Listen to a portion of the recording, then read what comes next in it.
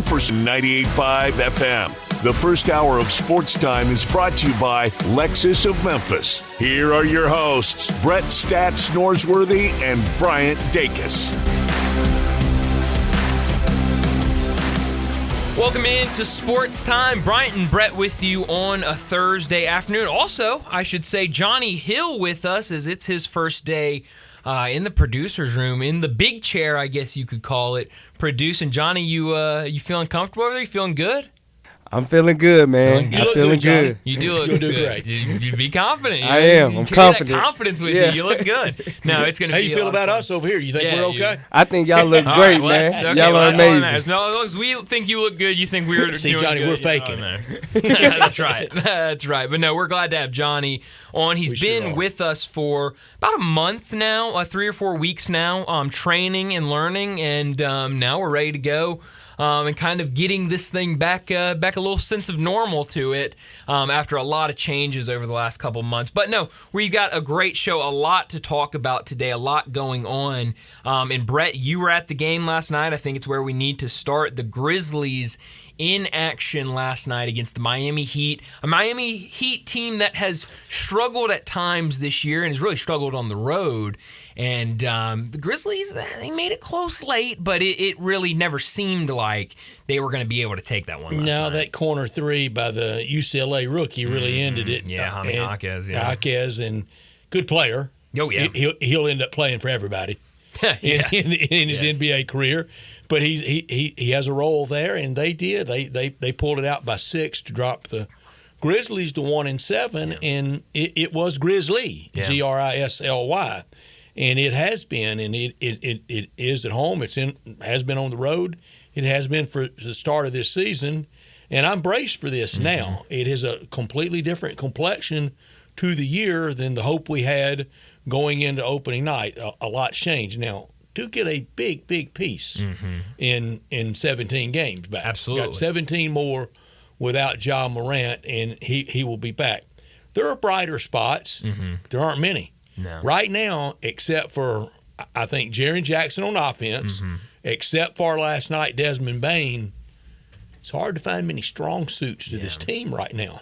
Yeah, there are, and I think I've seen on social media, on Twitter or X, whatever you want to call it, it seems like people are starting to get a little tired of the injury excuse, but I mean, it's a real one. I mean, Ja Morant is out, and so now you're having to rely on Marcus Smart. Derrick Rose also out, so Jacob Gilyard, how many minutes did Jacob Gilyard get last night? You're having to get 15 minutes from Jacob Gilyard on a nightly basis. You had him factored in for none. Nobody had that plan. I mean, he should be down. I saw the opening roster for the hustle was put out today. He should be down there getting reps there, and I like Jacob Gilyard, but I don't think anybody. I like him in DeSoto County. Yes, I don't think anybody factored 15 minutes in November for him. And then you go down that list. I mean, Bismack Biyombo, I think, is playing a good role. I mean, 9 points and 10 rebounds last night, but you thought you were going to have Steven Adams there.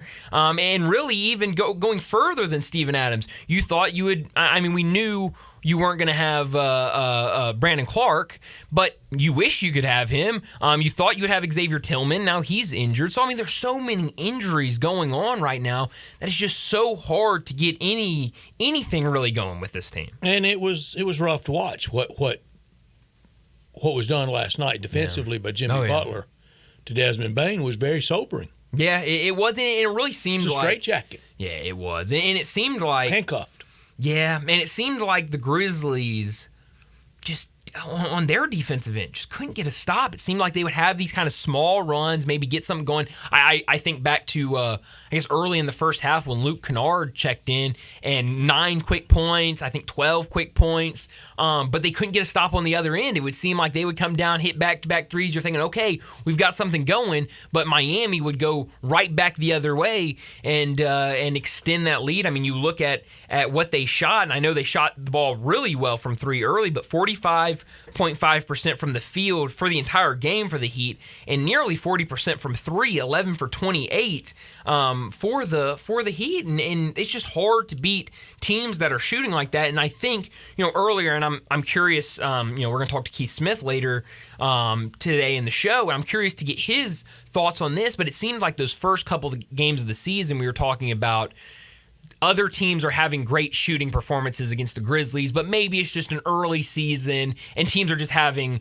great nights. But it's starting to seem like every team is having a great shooting night against the Grizzlies. A lot of great nights, isn't it? A lot of great nights. It's really starting to add up. The Grizzlies at home tomorrow night against Utah, and the season's not over by any means, but this is a rough start. You want to play some blind resume? Please. I don't know what inspired me to do this late last night after I got home, but I did. Late last night, okay. Late last night. 5 years, 8 games. Let's compare. Okay. Number of games played for player A. Oh, geez. I was thinking team resume. We're going player resume. I love it. 275. Okay. Number of games played for player B.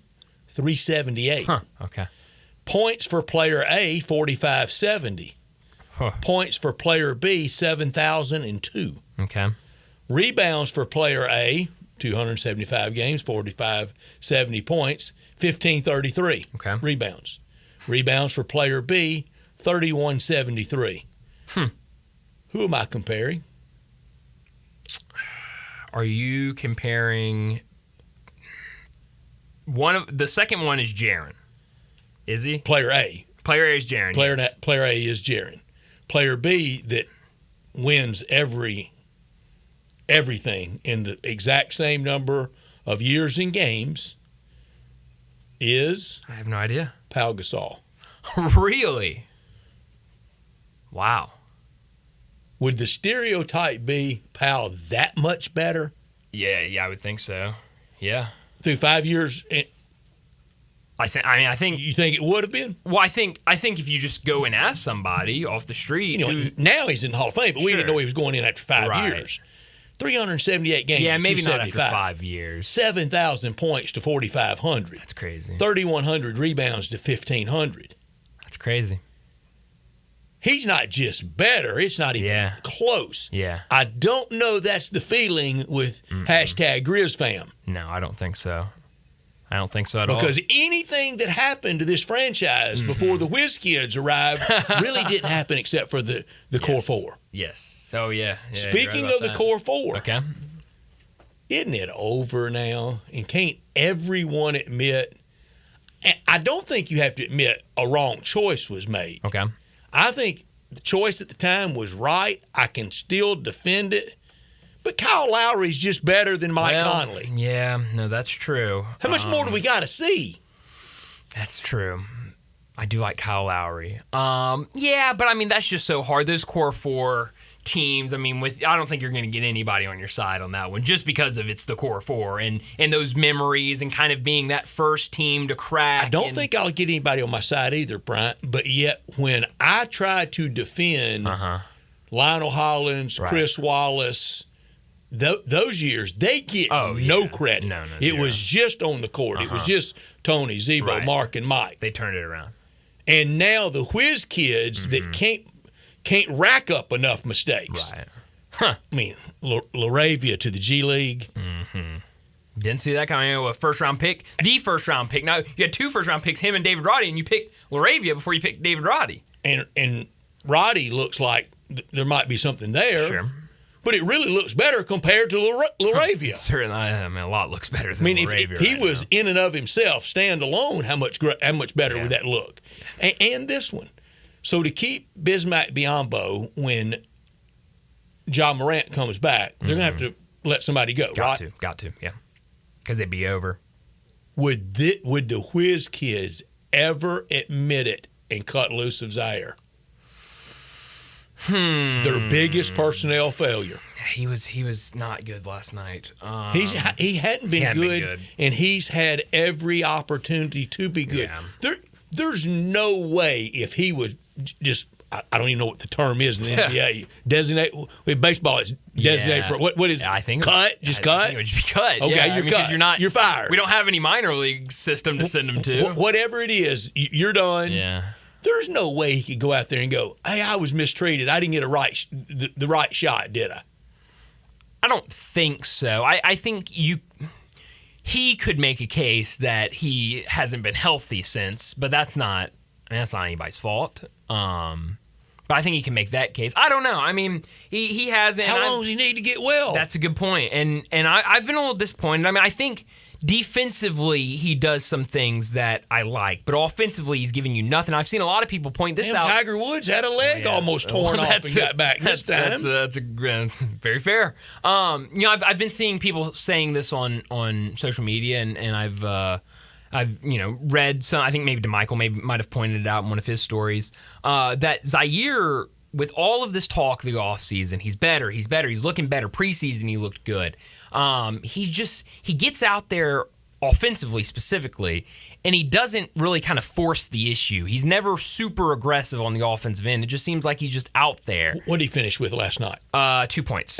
Had the dunk. That was it. Yep, 1 for 9 from the field, 0 for 5 from 3. Grabbed 2 rebounds, had 2 steals, which, I mean, 2 steals is good, and 1 turnover and 2 fouls. So really nothing at all last night from Zaire. So, I mean, maybe they've got to do something. They've got to make a move. But I think the biggest thing that I take away from these games is back to Jake LaRavia. And last night, he's on the bench. They called him back up last night before the game. Same with G.G. Jackson and Vince Williams. And we talk all the time about injuries. You're kind of limited on guys. There's injuries, yada, yada, yada. And Jake LaRavia has either not played, he didn't play last night, or he'll get 6 to 9 minutes a game. I mean, they don't have any faith in him. They don't have any confidence in him right now. And so, I mean, that doesn't make you feel good when he was a first-round draft pick. And I remember after that draft going, when everyone was saying, "Oh, the three-point shooting's there. He's just going to be a knockdown three-point shooter." And I remember watching Wake Forest, and I never really said this guy jumps out at me. And I remember going back and watching his film. I did not remember it. And going, I don't remember what's he shooting for 3. 16.7% from 3. Career 31.3% from 3. So this knockdown three-point shooter hasn't shown it through a year and 5 or 6 games. So it's that's who I would maybe look to as maybe somebody that they cut instead of maybe Zaire. But I just haven't been excited about LaRavia because he just hadn't shown anything. But let me set up today's show before we get to top and not top story of the day. 3:30, Bill Bender from the Sporting News will join us to talk college football. A lot to get to with him, as it should be a really fun weekend of football in college football. 3:45, we'll talk a lot more football and basketball, things like that. We'll also talk with Sissy's Log Cabin, Lamar McCubbin, about everything they've got going on over at Sissy's Log Cabin. 4 o'clock, Greg Gaston will join us to talk Tigers. A lot to get to with Greg after another weekend of football, but also basketball. He was on the call for that game, and then tomorrow night, the big game against Missouri. A lot to get to. Speaking of both Greg and Lamar McCubbin from Sissy's Log Cabin, we're getting ready to get from Sissy's tickets to give away to Tigers and to Grizzlies. Okay. And I don't mean just any old tickets. I mean primo. Really? Including the seats on the wood for Grizzlies games. Feet on the floor. You got it. Wow. And great tickets for Tiger games and access to the Sissy's Log Cabin Lounge. So wow. And that will start soon, and that will span every show. So wow. Stay tuned. Stay tuned. I mean, that's incredible. Yes, definitely stay tuned. You'll be over there by where Greg does the games. Yes. You don't need to watch ESPN Plus. You'll be able to hear him from your seat on the call. So definitely tune in. I'm sure we'll talk to Lamar about that at 3:45. Like I said, 4 o'clock we'll talk to Greg Gaston. 4:30 we got to talk about this Thursday night football game. We've got to, Brett. We are forced to. It's a Thursday night football game, so I think legally we're forced to talk about every primetime NFL game. 30 seconds on it, and then straight to NFL. NFL talk? Probably. Gotcha. That's probably more like it. But we'll talk some NFL at 4:30 and tonight's game between the Panthers and the Bears. 4:45, we'll get to big number of the day. 5 o'clock, Keith Smith from Spot Track and the Front Office Show will join us to talk the NBA. 5:30, we'll get to what's trending, and at 5:45, we'll wrap up today's show like we always do with Taco Bell Crunch Time. Brett, I do, before we get to top and not top story, we did have a text message on this conversation about who to cut. Would it be Zaire, maybe Jake LaRavia? Who would it be? And we had a texter saying, I'm not getting rid of a 22-year-old with talent. His mind is his issue, and that changes with age. I agree, but you got to get rid of somebody. And it seems like the most, the guys that you're going to get rid of are the younger guys. One of the young guys is probably going to have to go. I know a lot of people have said maybe you get rid of Gilliard or Kenny Lofton. Somebody's going to have to go, and it's probably going to be a young guy. But I keep waiting. Yeah, I don't know. I'm kind of torn on Zaire. I have been for a while. But let me remind you, we're sitting in our Family Leisure studios where family and fun come together. The Overstock sale. Family Leisure needs your help to clear out their overstock inventory. Select patio sets up to 50% off. Play gyms under $2,000. Extended sale pricing on all in-stock hot tubs and swim spas. And their winter pool closing items are now up to 30% off. Pool tables and game room items up to $700 off their in-stock items. Family Leisure also has saunas, massage chairs, arcades, and theater seating, all with free delivery. And the special financing, it's still available, but only at Family Leisure, 2120 Whitten Road, just north of I-40. He's Bryant. I'm Brett, our producer, Johnny Hill. We want you to join us. We're here until 6 o'clock. We're Sports Time, and our number is 901-360-8255. This hour of our show brought to you every day by Lexus of Memphis at 2600 Ridgeway and online at lexusofmemphis.com. Great offers on the remaining 2023 models, but the 24s are taking over, and they always have special leasing options. The one and only Lexus dealership in town. Call them at 901-334-9673. Driving luxury and confidence, knowing that every new Lexus comes with complimentary first and second maintenance services. Stop by today at Lexus of Memphis at 2600 Ridgeway and put yourself in the driver's seat of the all-new 23 or 24 flagship LS500, and you'll be driving in style. When you purchase a Lexus, you get top-of-the-line engineering and design, and they make for the luxury driving experience. Online at lexusofmemphis.com. Experience amazing at Lexus of Memphis. Top story of the day. Well, my top story of the day is that Grizzlies loss last night against the Miami Heat. A 108-102 loss against the Memphis Grizzlies. And it's another loss, a home loss for them, and makes them 1-7 on the year. I really thought, I really had some hope that this could be the time that they get over that hump. We saw them get over that hump against Portland. I thought this could be the opportunity to get a win at home. We've seen Miami struggle on the road. They're just coming off a win over the Lakers, and I felt good about it. But after tip-off, I kind of lost a lot of that excitement for it. Miami started the game really hot. It's what we've seen game after game this season. I'm starting to think, Brett, it's not just every single team is having the nights of their life. It's this defense. They're rotating too much and not closing out on they're not closing out on shooters. We get to this where teams are swinging the ball around and the Grizzlies defense is overcommitting to one player, leaving somebody open for a shot. And so, 39.3% from three last night from the Heat. And when you look at what Kyle Lowry did, you pointed him out, 17 points, but 4 for 7 from three. You had Duncan Robinson come off the bench and knock down a pair of threes. Tommy Jaquez got in the mix with a 3. So I think that's one of the biggest things, because you look on the other side of the Grizzlies, 29.7% from three. They really don't have three-point shooters on this team. And like you mentioned, Desmond Bane couldn't get really anything going last night. And outside of him, who are you going to? Desmond Bane was 2 for 8 from three. The only other starter to make a three-pointer was Jaren Jackson, who was 2 for 8 from three. Brett, 2 for 8. both of those guys last night in the starting lineups. Off the bench, you did get, I think, a good performance, a good shooting night from Luke Kennard, who went 3 for 6 from 3, and Jacob Gilliard added a pair, but there's just not many shooters right now with all of these injuries. It sure isn't. My top story, we've not had any upsets in college football in a very predictable year for college football, and it's been one of the most predictable ones in almost 30 years, back to the 1994 season, with this few of ranked teams being defeated.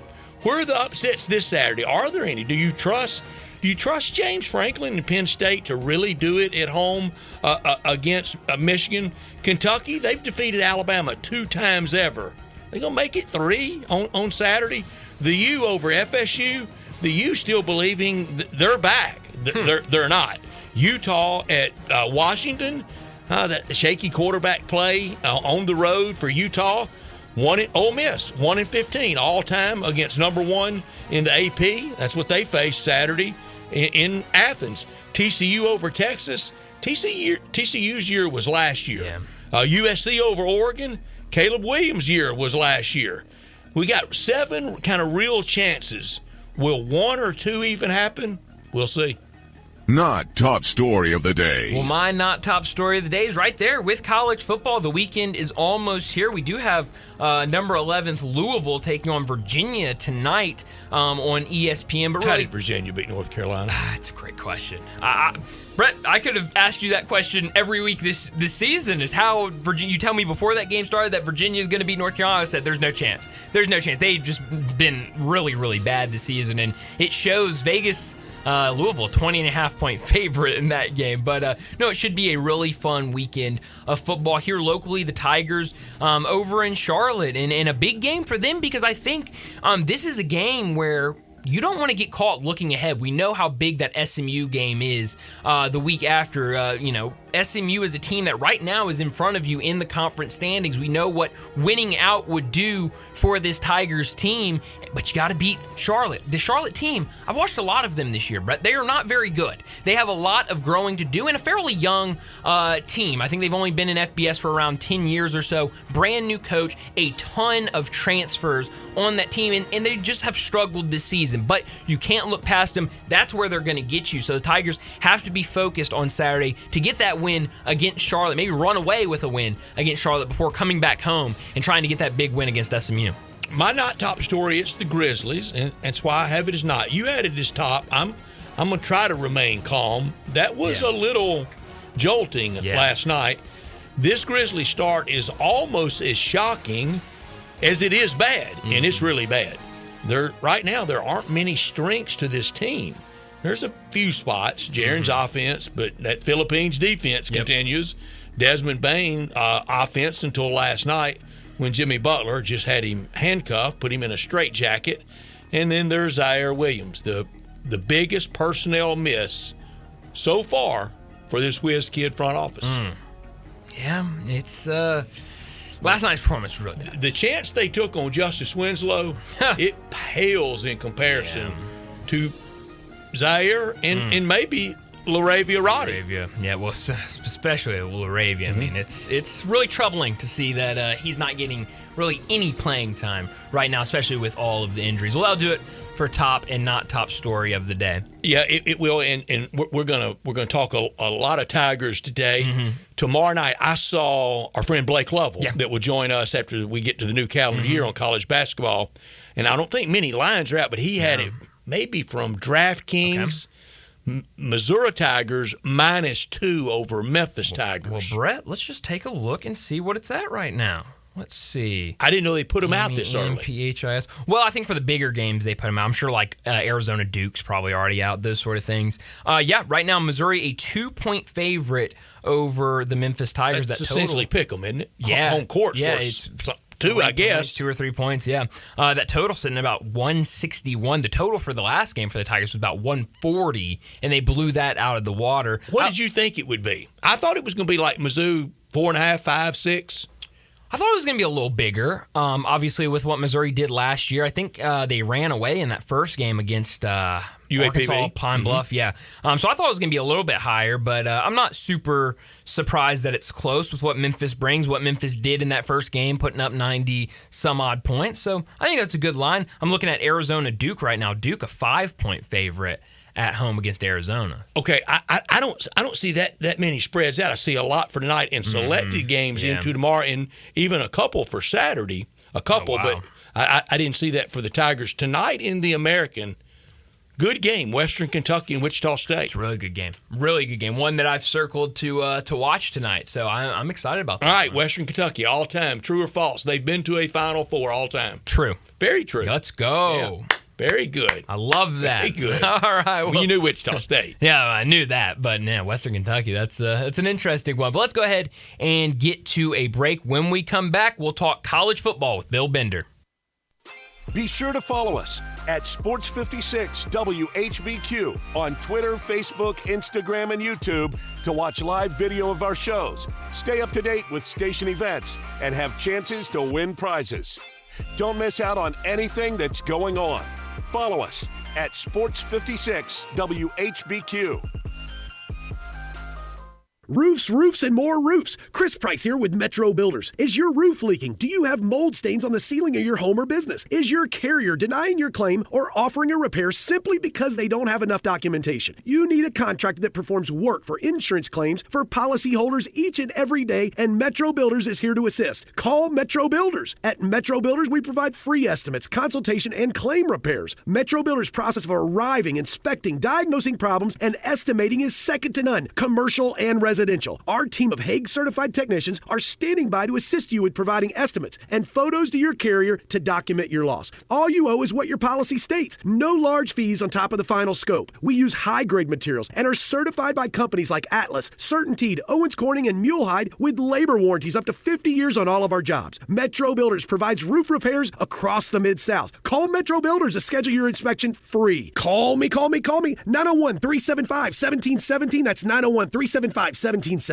Genesis Diamond's first ever 3-day store-wide sale is this weekend. 3 days of mind-blowing savings, up to 35% off. Earrings, bracelets, bands, pendants, plus thousands of engagement rings, all on sale. Designer jewelry has been flown in from New York and California for this. Certified diamonds, lab-grown diamonds, and luxury pre-owned Rolexes are also included. Don't miss the biggest and best store-wide event all year. Save 20, 30, even 35%. This Friday, Saturday, and Sunday only. And only at Genesis Diamond, Poplar and Perkins Extended. See store for details.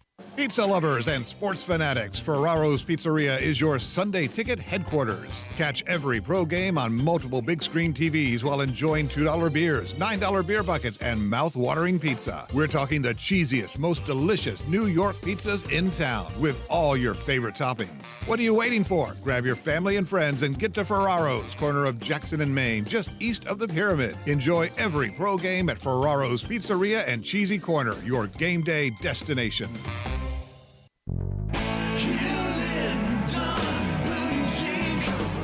Hewlett & Dunn Boot and Clothing Company, we have it all. From handmade Amish leather belts, fine and casual clothing, boots, casual boots, work boots, fancy boots, and even safety-toed boots. Lots of cowboy hats to choose from, even Nebo lights, good-looking duck head dress shirts, duck head caps, shorts, and pants. Tons of jeans from Ariat, Wrangler, Devil Dog, and Kimes Ranch jeans. At Hewlett & Dunn, we have a great selection of Old South t-shirts and caps, fine clothing from dress to casual to Sunday best. Enjoy choosing from UFO's orthopedic-approved shoes. Hewlett & Dunn Boot and Clothing Company. Boots of every size, every color, every skin. Great quality Western, work, and safety toe boots. Hewlett & Dunn Boots and Clothing Company. 111 North Center Street, Collierville. Hewlett & Dunn. Hewlett & Dunn, serving you and your family since 1961. Wow, I feel good. Shopping at DriveMax. DriveMax, you get value. Need a car that screams I feel good? DriveMax has it all. From cars to SUVs, find a tightly inspected used car that'll have you dancing all the way home. Call 901-664-2424 or visit DriveMaxApproval.com. DriveMax, I got approved. Sports 56 traffic.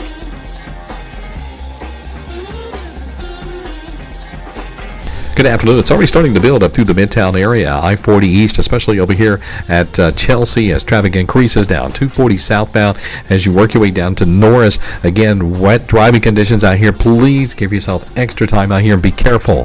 Hey, Weimer's Jewelry getting ready for the holiday season, and so should you. Go by and see them at Weimer's Jewelry, 7525 Highway 64. I'm Commander Chuck with your on-time traffic.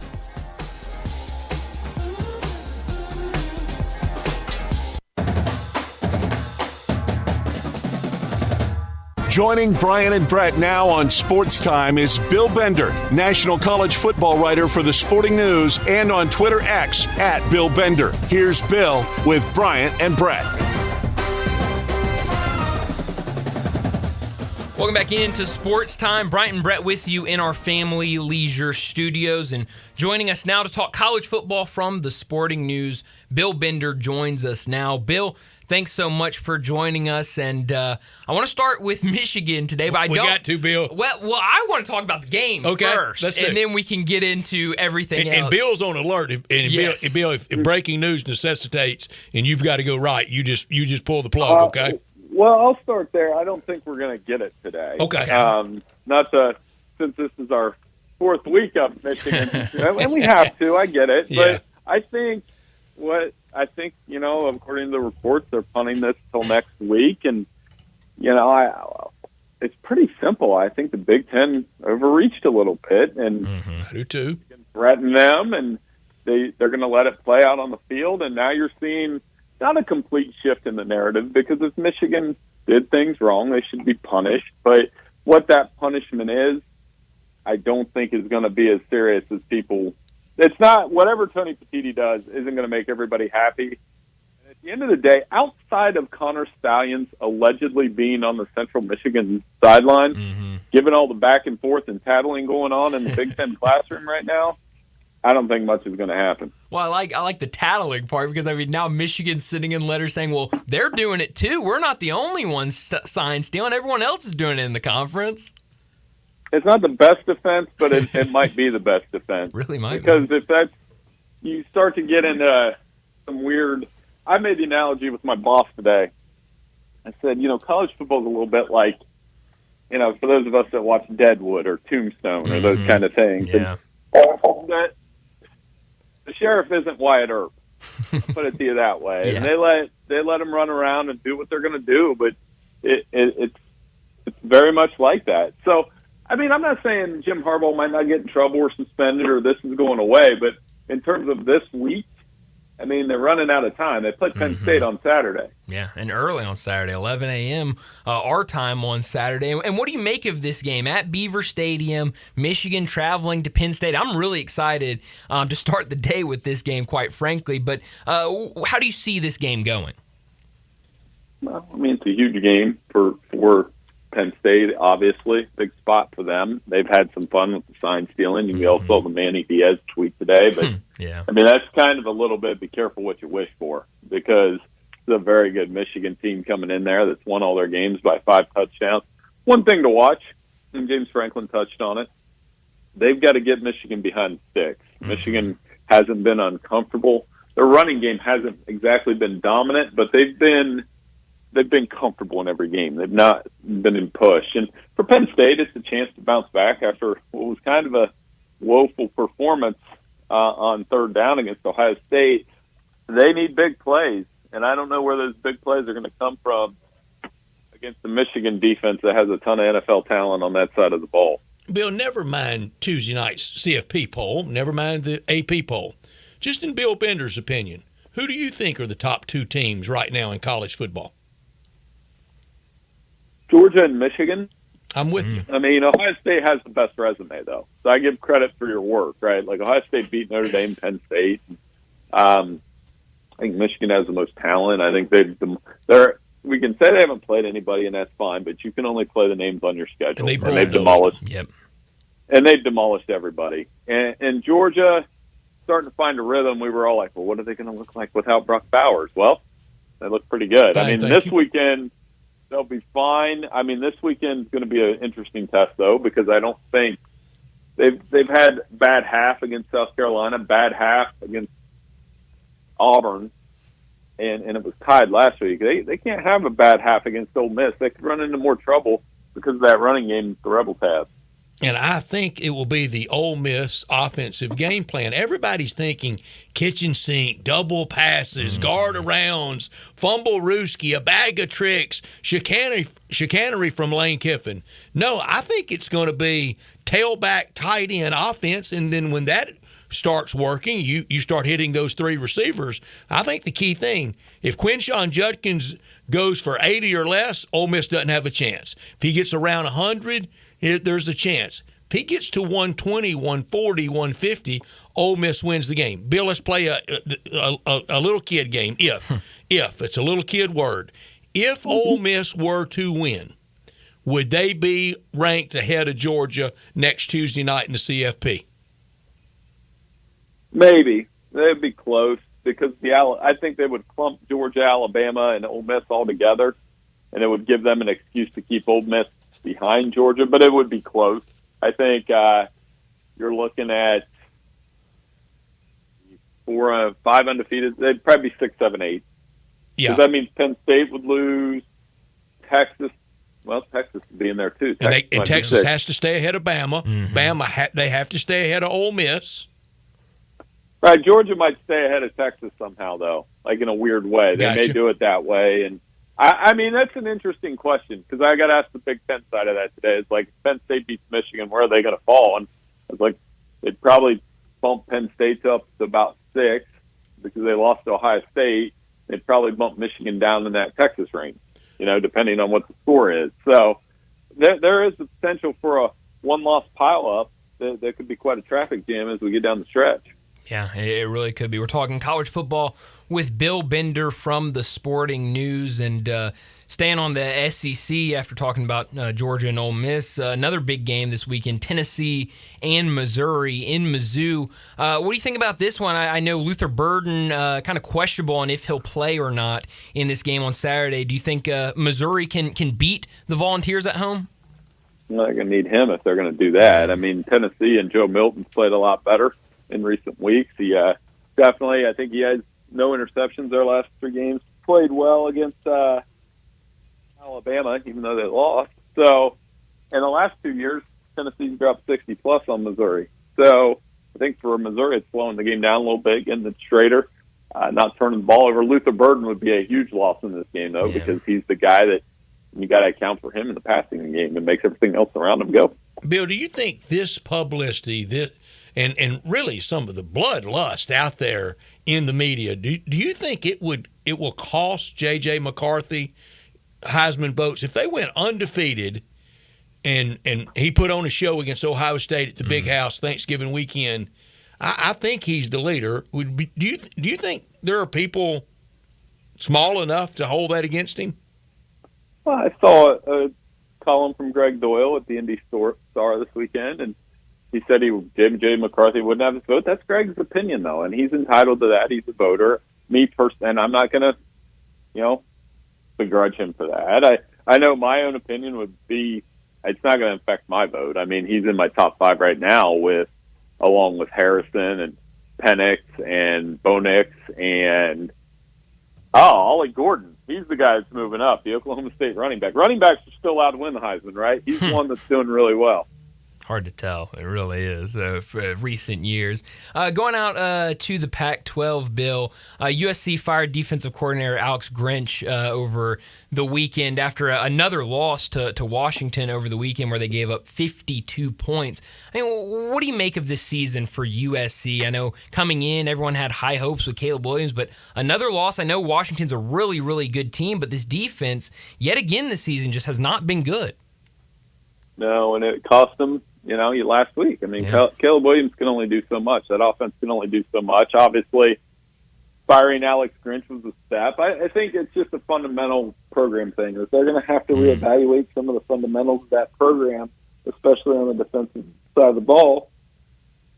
You should have enough talent on defense to get some stops and do those kind of things. But this is not a new Lincoln Riley problem. This has been going on for a long time. Are you on at all upset alert in the top 25 this week? Because it's been a year really devoid of it. And I went through, I mean, there's some nice potential. But, Ole Miss, double-digit underdog. Texas, double-digit favorite. Oregon, 15-point favorite. Michigan, a favorite on the road. I mean, where's our spot if we get them? And I just don't see any way there's a rash of them. Penn State could win. I think they could win at home. It's a tough place to play. I think Washington should be careful with Utah. Utah's got nothing to lose still in that. I know it's Utah on the road. Those are the two that stick out. I do think Penn State's got a decent chance with what they, the home environment. Michigan, I don't have a good read on that game, and I normally have a pretty good read on Michigan and Penn State. That tells me it'll probably be a one-score game either way. How trappy of a trap game is it for Bama at Lexington? Could be. It depends on what they make of it. I think that if Devin Leary's been better the last couple of weeks, but he's had a couple flunkers where he hasn't completed 50% of his passes. So if he can't have any efficiency against that Alabama defense, I do think Alabama's the dangerous team because they've caught on at the right time. They have found what they needed out of Jalen Milroe. The defense is nasty. Answered the bell against LSU. A lot of people were picking LSU last week. Actually, that's one I got right. So I think Alabama's a team to watch as they continue to build momentum toward maybe getting another swing at Georgia. Bill, I got to ask you about this total for Rutgers in Iowa, 28.5 right now. And I think, Brett, you were telling me earlier, a lot of people going in on the under, right? I read a story where it's being heavily bet. Wow. I mean, Bill, why should I not bet the under, or should I bet the under this weekend for Rutgers and 3-0? I'm calling it. I would love that. Oh, I mean, it's just ugly. Big Ten West football is ugly, but ugly can be beautiful, I suppose. The Sickos Committee tweet of the silent film of the Northwestern Iowa game was some of the best social media material I've ever seen. So, yeah, Iowa could very easily win the Big Ten West, and they continue to roll, and they're using Cooper DeJean in some creative ways. So, those Hawkeyes are pretty good. Yeah, and Bill, you're right. Ugly can be beautiful, and past that, we know it can be successful. If Iowa wins Saturday, it's 8-2. I thought they got robbed in the bad call of the Minnesota game. They got hammered in the other loss, but 8-2. I mean, how upset can your fan base be? No, I mean it's a good team. You got Kirk Ferentz. It's not a good offense, but I mean 8-2. You can't say they're not a good team. They're going to get to 9 wins probably. They have a very good chance to get to Indianapolis. They'll probably get beat in that event, which. That's part of the game. Yeah. But Ferentz has a habit of doing that. And when he leaves, I think there's going to be a little bit of, okay, they need to change all these things. But Iowa isn't a 4- and 5-star destination place. No. And they've developed and trained and made opportunities for a lot of NFL players. That's right. Yeah. Particularly at the tight end position. Oh, yeah. Absolutely. Just constantly putting guys into the NFL at tight end. But, Bill, thanks so much for joining us. We'll do it again next week. Hey, sounds good. Thanks so much for having me. Take care. Thank you, Bill. Have a great one. Bill Bender with us from the Sporting News, talking college football. And at Jason's Deli, this time of year for parties, get-togethers, let them do all the work for your special event. Save all the time and trouble. Let them do the work. Locations at Park Place, Poplar and Highland, Cordova, and in Olive Branch. They've got breakfast packages, lunch packages, dinner time packages, sandwich boxes, the manager's special. They've got it all. The breakfast packages, hot breakfast choices, the breakfast sandwich box, ham and sausage, fresh cracked eggs, crispy bacon, whatever food you want, they can have it for you. And if you go to jasonsdeli.com, you can find out even more about it. Whether you need to feed 5 or 5,000, the experienced team at Jason's Deli can and will deliver for you with all the locations that we love in Park Place, Olive Branch, Poplar and Highland, and Cordova. The commitment to variety, value, quality ingredients means you can feel great about choosing Jason's Deli Catering for all 3 meals. whether it's dining in, to go, or delivery, the soups, the salads, and every location, the salad bar is going to be there, and you can prepare it however you would like. Wholesome food forever. It's a family thing at Jason's Deli, and with the holiday season, it's here, and eating season is here, and let them take care of any event that you have. Complimentary free ice cream in all the locations at Ridgeway Road, Poplar and Highland, Olive Branch, and Cordova. Plenty of organic food to choose from as well, and that great salad bar. Check them out online as well at jasonsdeli.com. Well, let's go ahead and get to a break. When we come back, Lamar McCubbin from Sissy's Log Cabin, he is going to join us, tell us everything going on over at Sissy's Log Cabin. We'll do that next on Sports Time. We are real sports talk. Sports 56 WHBQ. Available on your radio dial at 560 AM and 98.5 FM, as well as around the world online at sports56whbq.com. Take us with you everywhere by downloading the Sports 56 app. And at home, just say, Alexa, play Sports 56. Wherever you are, stay tuned in to Real Sports Talk. Sports 56 and 98.5 FM. At Jason's Deli, when you're dining in or picking up curbside, you can expect wholesome food and no surprises, just delicious sandwiches, crisp salads, and quick quality meals made with the freshest ingredients and no artificial trans fats, MSG, high fructose corn syrup, or artificial colors and dyes. Around here, a lot of thought goes into what we put into our food and what we take out of it, because you're not just taking a bite, you're getting a taste of who we are. New items are constantly being created to expand our menu for all tastes and special diets, with vegan and gluten-free options available. Convenience and on-time delivery you can count on. It's just a click away at jasonsdeli.com, so whether you need to feed 5 people or 5,000, the team at Jason's Deli, they have the credentials and the commitment to keep you satisfied. Freshness is nearby at Jason's Deli, with locations at Ridgeway in the Park Place Center, Poplar and Highland, Germantown Road in Cordova, and on Goodman Road in Olive Branch. Jason's Deli. It's wholesome food and no surprises. Jenkins Floors and More in Hernando is growing. This family business started up 5 years ago with just one pallet, and now they have hundreds. Tim, the owner, gets calls from people everywhere and can sometimes save them up to 50% on wood flooring, carpet, tile, and vinyl. Jenkins Floors and More helps with renovations, home building, and installation. Jenkins Floors and More, number 6 East Commerce Street in Hernando. Also in Little Rock and coming soon to Tennessee. Call 662-469-9350 for more information. Score early this NFL season with FanDuel, America's #1 sportsbook. Right now, new customers get $150 in bonus bets with any winning $5 moneyline bet. That's $150 if your team wins. If you've been thinking about joining FanDuel, there's no better time to get in on the action. The app is so easy to use. There's a wide range of betting options, spreads, player props, over-unders, and more. I like putting a spread bet together with the over for my parlays, and anytime player touchdown always has me on the edge of my seat. So if you're ready to do the same, visit FanDuel.com/win and kick off the NFL season. That's FanDuel.com/win. FanDuel, official partner of the NFL. 21 plus and present in Tennessee. First online real money wager only. $5 pregame money line wager required. First online real money wager only. $10 first deposit required. Bonus issued as non-withdrawable bonus bets that expire 7 days after receipt. See terms at sportsbook.fanduel.com. Gambling problem? Call TN Redline 1-800-889-9789. Here at Memphis Barbecue Supply, we have everything you need for your Thanksgiving feast. If you're smoking, deep frying, or putting that turkey in the oven, we got over 20 different turkey injections and brines to keep your meat juicy and moist, with brine bags and buckets, and 308 different rubs and sauces to choose from.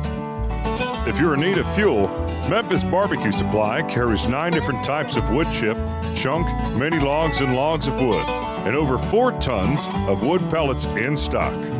And don't worry, we also carry thermometers, injectors, and all other sorts of gadgets that you might need to simplify your cook.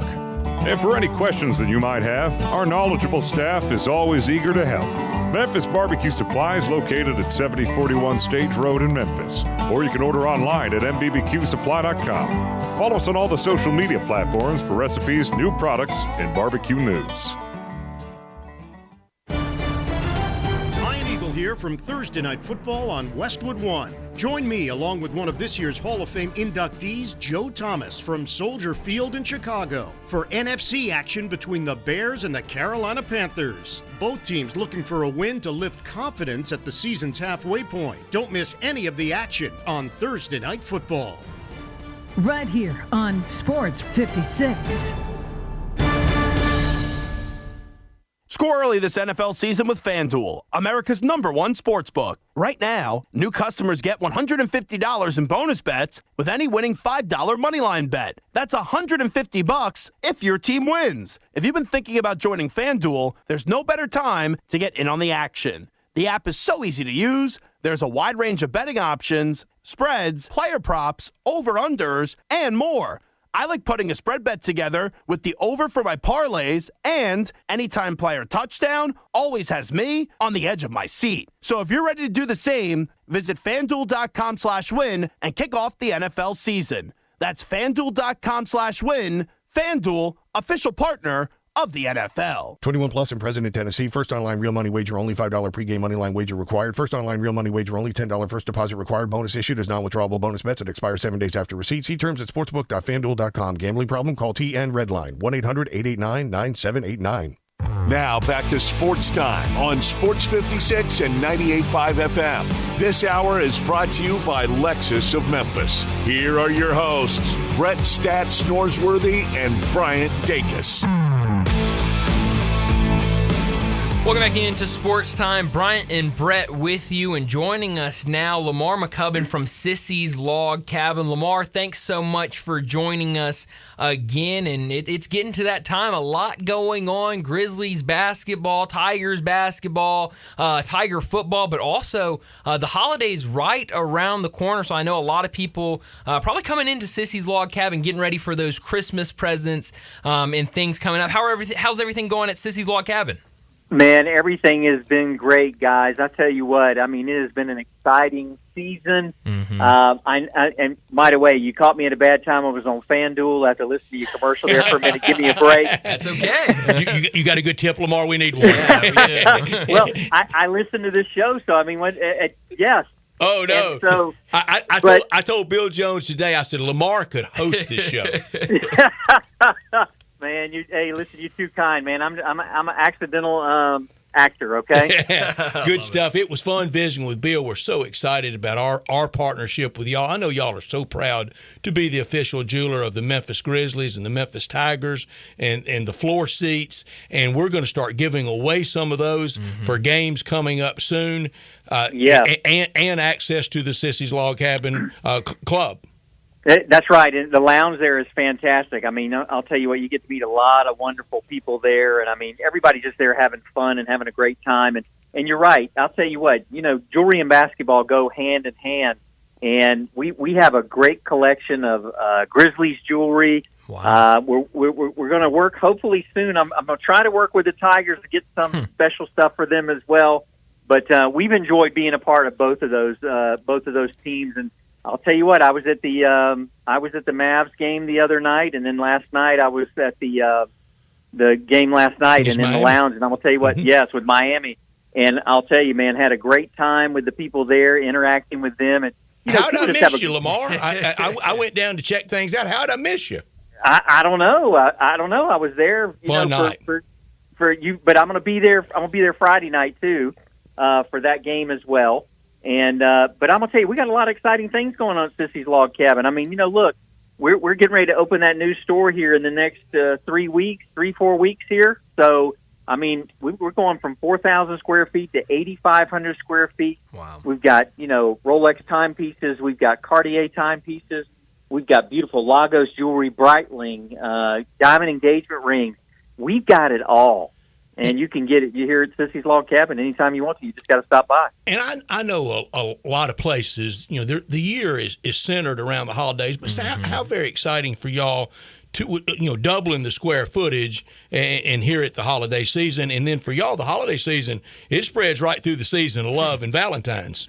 Yeah, every look here, the way we look at it at Sissy's Log Cabin, every month's a holiday. Sure. Yeah. Every month's a holiday. And, people are celebrating anniversaries, they're celebrating birthdays. And the thing that we love the most about what we do we don't want to just sell you an engagement ring. We want to sell you a ring for a lifetime, and we want to be your partner for life, just like the person you're going to spend that time with and marry. We're going to be that partner with you a long time. And hopefully the same thing with the Grizzlies and the Tigers. Hopefully we're the same with them. Yeah. That's right. And recently at a game, someone on the Sissies log cabin kiss cam at a game proposed and got the yes answer. Yeah, yes, they did. I want to tell you what, wasn't that exciting? Boy, poor guy, if he'd gotten turned down, what were we going to do for him, Lamar? We'd be there for him. Yeah. Hey, well, if not, that would be on Instagram the next day. It sure would be. Yeah, it would be. Well, Lamar, I know you talked about this last time you were on with us, but for anybody who missed, especially with the holiday seasons coming up, if they've got a special date coming up, talk about the Sissies Promise and just kind of that customer service that y'all give to y'all's customers. Well, the Sissies Promise is something that we're adding to all of our pieces over time here. It's a great promise, and just to ensure our customers that they know that they're getting natural diamonds, because, Sissy's Log Cabin doesn't sell lab-grown diamonds or anything like that. What we do is sell natural diamonds that we're proud to put in a ring, we're proud for somebody to own, and you know what, when you look at that blue sapphire in the ring, you're just going to go, wow, you know what, I know where this came from. People will see it and they'll go, man, you know what, that's what I want. Yeah. And that's what makes that special. And you know what, we're gonna do that, and we're gonna make that promise even if it didn't have it. But we're recognizing that, you know what, we want to make sure we can show everybody what the Sissies Promise is. Absolutely. Well, Lamar, it's exciting times for sure for y'all, for people looking for some new jewelry. It's a great time. Lamar, thanks so much for joining us, and let's definitely do this again soon. We will. No, let's do it again soon. And Brian, weren't you looking for one? We're getting close to that we time. We can't put the pressure on him, Lamar. We're not there yet. You didn't think I was going to let you off the hook? No, it's okay. Hey, that's what I need. I need you to continue to push that pressure on me, and then maybe I'll eventually do it, Look, after 35 years, man, if you start listening right out of the gate, I'll promise you it's a lot easier. You got it. I believe it. Lamar, thanks so much. No, thank you, guys. Appreciate you, and look forward to seeing you soon. We will. Thank you, Lamar. Thanks, Lamar. Well, let's go ahead and get to a break, and in this hour, when we come back, we'll talk Tigers with Greg Gaston. Step up your wings game at East Coast Wings and Grill. With 60 wing flavors and 7 heat indexes, do you have what it takes to turn the heat on your wings up to insanity? East Coast Wings and Grill is family friendly with a large variety menu to satisfy the whole bunch. Sign up today for their loyalty program and taste the rewards. For every $1 you spend, you collect a point. Earn 100 points and receive a $5 reward. Next to Lowe's off Highway 64 in Bartlett, come try America's best wings at East Coast Wings and Grill. How's the Christmas shopping going? Yeah, that's what I thought. But Frontier Western Store will make it a lot easier. Everyone loves something from Frontier. They have thousands of coats, shirts, and boots. Outfit the entire family today. Looking for a Carhartt beanie? Frontier has every color they make. You'll find a whole wagon full of beanies. You'll also run into the largest selection anywhere of in-stock Carhartt and Ariat jackets and coats. They have endless aisles, an astounding collection at amazing prices. Don't forget the boots, work boots, and dress boots from Rocky, Dan Post, and especially Ariat. Frontier is the place to shop for name brand boots at the lowest prices every day. Way lower than chain stores and online. Thousands of boots in all sizes for men, women, and children. Not sure what to get? Frontier gift cards are always the right size, color, and price. Frontier Western Store, 5880 Goodman Road in Olive Branch, or shop online 24/7 at frontierwesternstore.com. Locally owned and operated since 1967. Bartlett Small Engine has been serving quality power equipment since 1970. They have a full line of power equipment, parts, and services for most makes and models. Bartlett Small Engines has the best brands in the power tool industry, and they're all American made. Bartlett Small Engine is your can-do store. 6780 Summer Avenue. Call 901-386-9779. Bartlett Small Engine has free pickup and delivery both at your home and curbside for lawnmowers, blowers, edgers, and any small engine. Call 901-386-9779. Hi, this is Jonah Gamble, left guard for University of Memphis football. Let us help you use your home's value for all those projects or vacations you've been putting off. Now you can borrow up to 100% loan to value. No closing costs for loans $50,000 or less. Online banking accessible. Interest-only payments for the first 10 years. You can apply at southernsecurity.org or by calling our member service team at 901-452-7900. Southern Security is an equal housing lender. Southern Security is a proud sponsor of the University of Memphis. Sports and blinds, they just go together. And right now, all Sports 56 listeners get $50 off any order at Blinds Etc. South. Real wood, 3.5 to 4.5 inch plantation shutters made in the Mid-South are always affordable at Blinds Etc. South. And now get $50 off your order. Get your free in-home consultation at 901-681-0225 or go to blindsetcetera.southllc.com. Upgrade your home with custom-made plantation shutters and window treatments from Blinds Etc. South.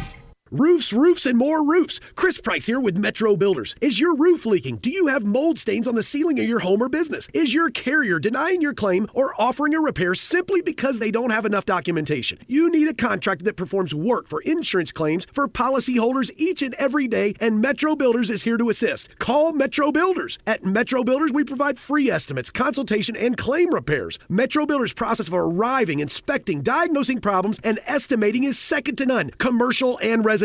Our team of Hague-certified technicians are standing by to assist you with providing estimates and photos to your carrier to document your loss. All you owe is what your policy states. No large fees on top of the final scope. We use high-grade materials and are certified by companies like Atlas, CertainTeed, Owens Corning, and Mulehide with labor warranties up to 50 years on all of our jobs. Metro Builders provides roof repairs across the Mid-South. Call Metro Builders to schedule your inspection free. Call me. 901-375-1717. That's 901-375-1717.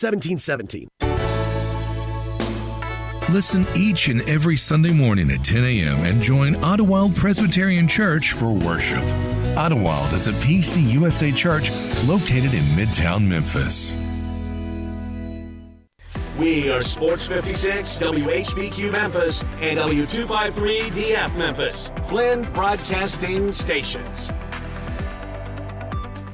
From the Tigers sideline, it's Tigers Talk with Memphis broadcasting legend Greg Gaston. Hear Greg weekday mornings on Sports 56 Mornings, along with Eli Savoy from 7 to 10, right here on Sports 56 and 98.5 FM. On Twitter X at Greg_Gaston. Here's Greg with Bryant and Brett.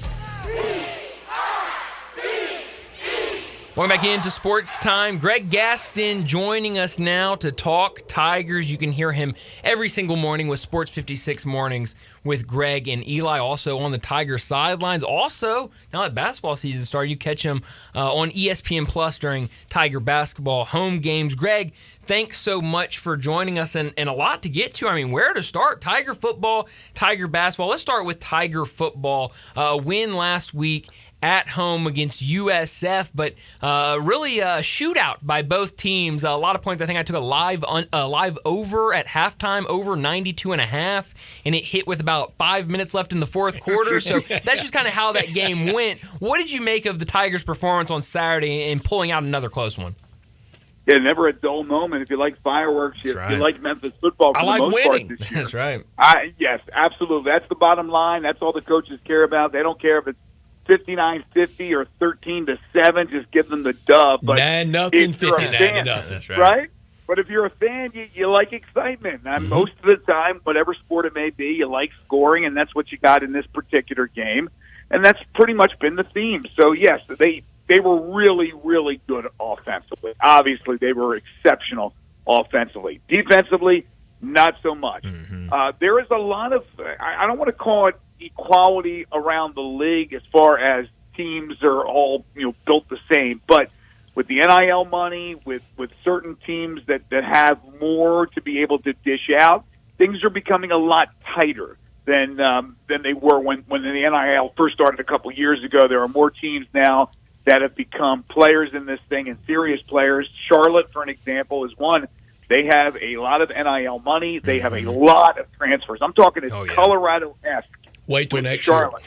year. Yes, and it's going to get tighter and tighter. The teams are going to be becoming a little bit more equal as far as that's concerned. But to get back to your question about South Florida, look, it was a game they had to have. They dealt with a bunch of injuries, especially late in that game. They put up 59. They gave up 50. Fireworks galore, but it was a dub, and now that team's sitting at 7-2 moving into the game on Saturday against Charlotte. Greg, I'm pretty decent at this. You got here in 95, the second year or first year of Rip Shearer? I think it was the second. Okay, so you missed the Chuck Stobart years, and even into the Rip Shearer years. I can remember a lot of people, callers, hosts around town, a lot of people, and it was a good case to be made. I don't care if we win that much. I just want to be exciting, and I would always say no. Even if you're exciting, you want to win. Well, you can be both. In this Tiger team, it is both. Yeah, the bottom line is, right, you want to win. But when I first got here and I started to watch the Tigers, a couple of away games when I first got here, I watched. In fact, the first game I ever watched, late 1995, I just arrived. It was around, I believe, right before Thanksgiving. They played I remember them playing East Carolina. Oh, yeah. And the score, it couldn't have been more than like 10-3 or 7-3. It was there. It was at Dowdy that. Ficklin in 95. Yeah. Yes. So you had a lot of that type of those type of games. You had low scoring, defensive oriented games, very hard to find any offense. And there is no question in my mind. Obviously, winning trumps everything, but you don't want to see that. You pay your money to go to a game. You want to see fireworks. Now, you don't want necessarily go down to the wire or Memphis have to pull it out on a last minute drive, but you want to see explosiveness. You want to see 65-yard passes down the sideline. You want to see guys like D'Angelo who was able to, crank up a 70-yard run at the drop of a hat, or any of these other great running backs that we've seen in recent years. That's just the way it is. There was the old thing, chicks dig the long ball with baseball. Yeah. I think everybody digs scoring in football. There may be a few purists that still around that say, hey, I don't mind an old-fashioned snob knocker or whatever they call those things. 7-0, 7-3. Stop it. You want to see touchdown. And this conference, the AC, it's an offensive side of the football as most of the sport. Now, this conference will get knocked for 59-50, but then you'll hear some defend a Pac-12 52-45. Look, I know the math difference, but what's the overall difference? Right. No, you're absolutely correct. And that's really across the board. Look, there are some really good defenses out there. There's not a lot of them, though. There's not a lot of them. It's mostly the offense. Nobody wants to play defense. Right. Iowa, for some reason, they can. Yeah. I don't know if they got 11 NFL players out there, but they can play defense. Greg, they can't do anything on offense. The year the Tennessee Oilers were in town, I don't want to overdo it, but I could visit pretty good with Eddie George and his mom. In fact, we at this radio station, we had a deal. We had Eddie George with us like every other Tuesday, and I told him, I said, we can't pay you anything, but can we do something for you around town? He said, yeah, get my mom car service when she comes in for games. So we did, and that was kind of the sponsor, and we took care of his mom. And I asked her, I said, why did a North Philly youngster not go play for Joe Paterno? She said, well, because Coach Paterno was talking about, that freshman year, him playing, at least seeing what he could do on defense. And she said, that Heisman Trophy, he has the ball in his hands for a reason. So we went to Ohio State. Yeah, you're kind of taking yourself out of the running, right, unfortunately, for defensive players. But, look, this game has also evolved. The game has evolved with the rules. The rules are oriented in the way that the defense it's handcuffed an awful lot of times, especially when it comes to dealing with the quarterback. I can tell you right now, I was just talking to a coach recently, and they talked about how officials, they'll drop the flag at the drop of a hat on any perceived pass interference call or a defensive holding call, but they're not calling that much as far as offensive lineman holding. In other words, you again penalize the defense. That moves the ball down the field. Yep. That puts them into the red zone. That gives them more scoring opportunities. That's just the way of the world at all levels of football, high school, college, and the NFL. And I can tell you now, if the home crowd reacts with, and I'm going to try to go off mic not to frighten everybody driving, but with a big woo, you're going to get a penalty. Yeah. If the home crowd gets excited over a woo hit, they're going to throw a flag. That's a penalty now. Yeah, a lot of times it is just the way it looks, the way it's perceived to the official, as opposed to where the actual hit took place. Yep. Yeah, how it looks. Perfect example was in the Memphis game. There was a sideline. The quarterback was going down the sideline, and he got drilled. He was in bounds. He had not stepped out yet, and he got drilled. And I think, at least my opinion, the force of that hit, how hard it was, that it was against the quarterback, even though it was a legal hit, they dropped the handkerchiefs and 15 yards on that one. So a lot of that is perception of what that official sees, and if they think it's too violent, they're going to drop the flag. Our friend Greg Gaston with us every Thursday afternoon is brought to you by the law offices of Stephen Leffler, Jim's Place in Collierville, Mount Moriah Auto Sales, and Neil's Bar and Grill. First thing I said to you last night when I saw you at the Grizzlies game, this is the dream scenario going into November 11th, isn't it? Well, it's the perfect scenario to complete their goals. Now, the dream scenario obviously would have been to finish off Missouri and to finish off Tulane and to be undefeated, but it wasn't to be. They played very well, I thought, at Missouri. The Tulane game was a shame because they gave up that lead in the second half, and that's certainly driven a lot of people crazy. But as far as trying to accomplish those goals, they're right where they need to be. Yeah. You beat Charlotte, you beat SMU, and you beat Temple. And I'm not saying it's going to happen or it's going to be easy by any stretch of the imagination, but do that and get a little bit of help from Tulane.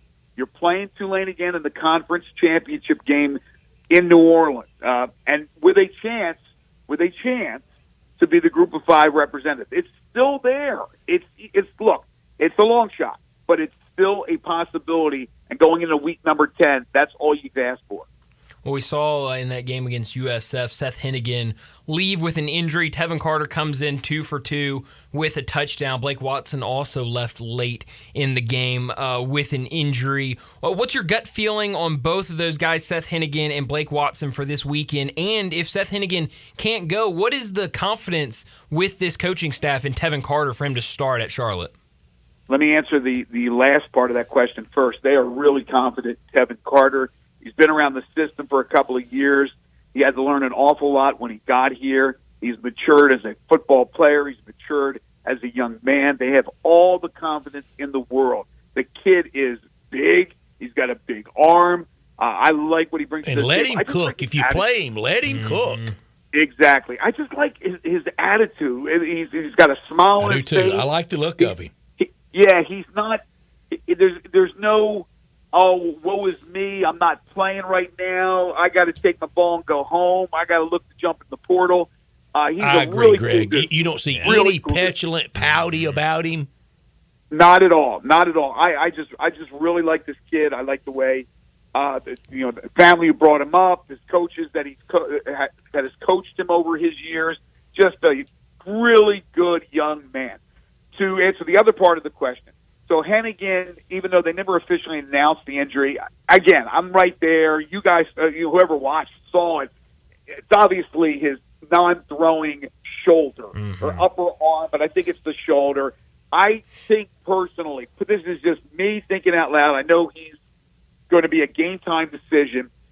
If he can deal with the pain, I think he'll go because I don't think there's any kind of structural damage. If there was, then it wouldn't even be a question. He wouldn't be day-to-day. He'd be out.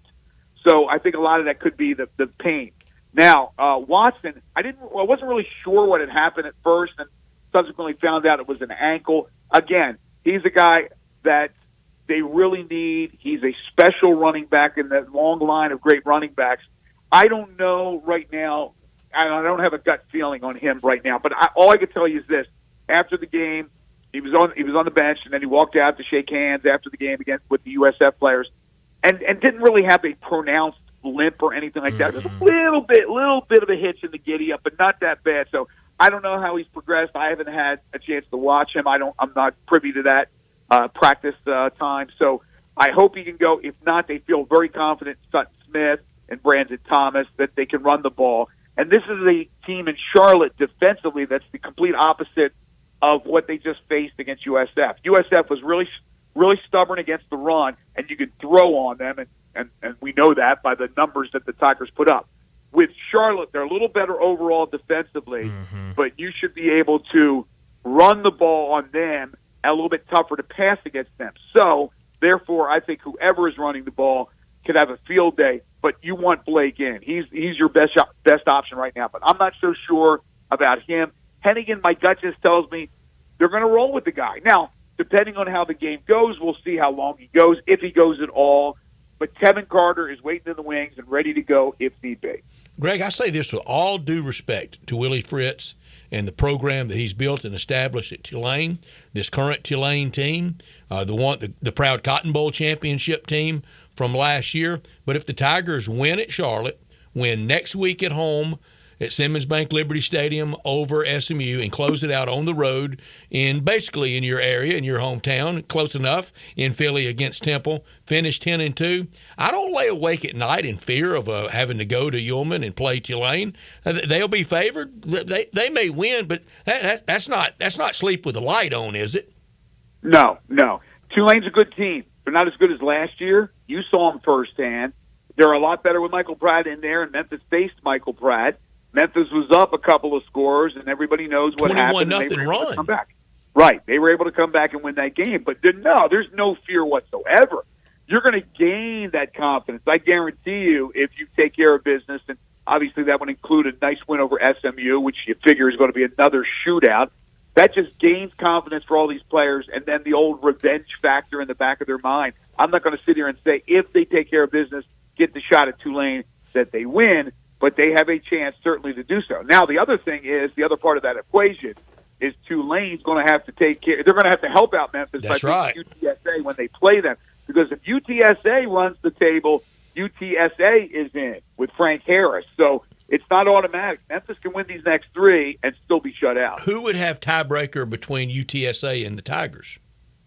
See, who would host? I don't know. I'm not going to sit here and say I know 100% because I don't. I haven't looked it up. But according to people that I've talked to about that they feel that Memphis would have. See, what they'll do is they'll look at the college football rankings, which only go to 25, and neither one, I believe, would be in there. Then the next thing is you're looking at some other sort of computer rankings.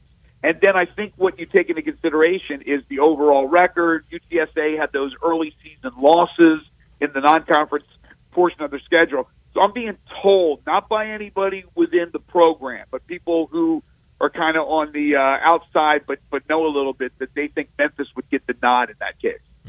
Interesting. But I'm not 100% sure. You know, today, because I'm going to take a shot at him later, I got to figure out where I am going to take him. I'm going to take a shot at Britton Banowski later. And because tonight is the WAC Conference USA Challenge. Oh, yeah. And I was going to say, I wonder if Britton Banowski will be there. So I thought, I wonder what Britton is doing now. Do you know what he's doing now, Greg? I looked it up.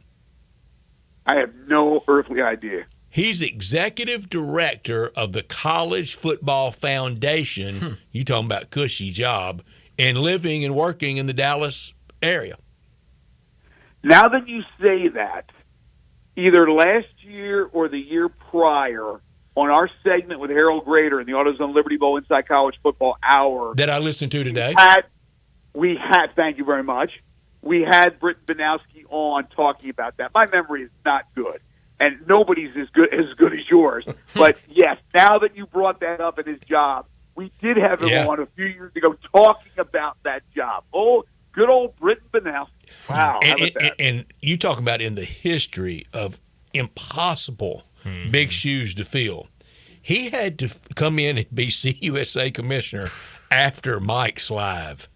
Yeah, what a job. What a job to late Mike Slide There's no way to do it, and he didn't do it. No, it's hard to fill those shoes. And then, of course, Mike goes on to the SEC. And did behind what he Roy did, Kramer that we thought was impossible, and then he did it and then some.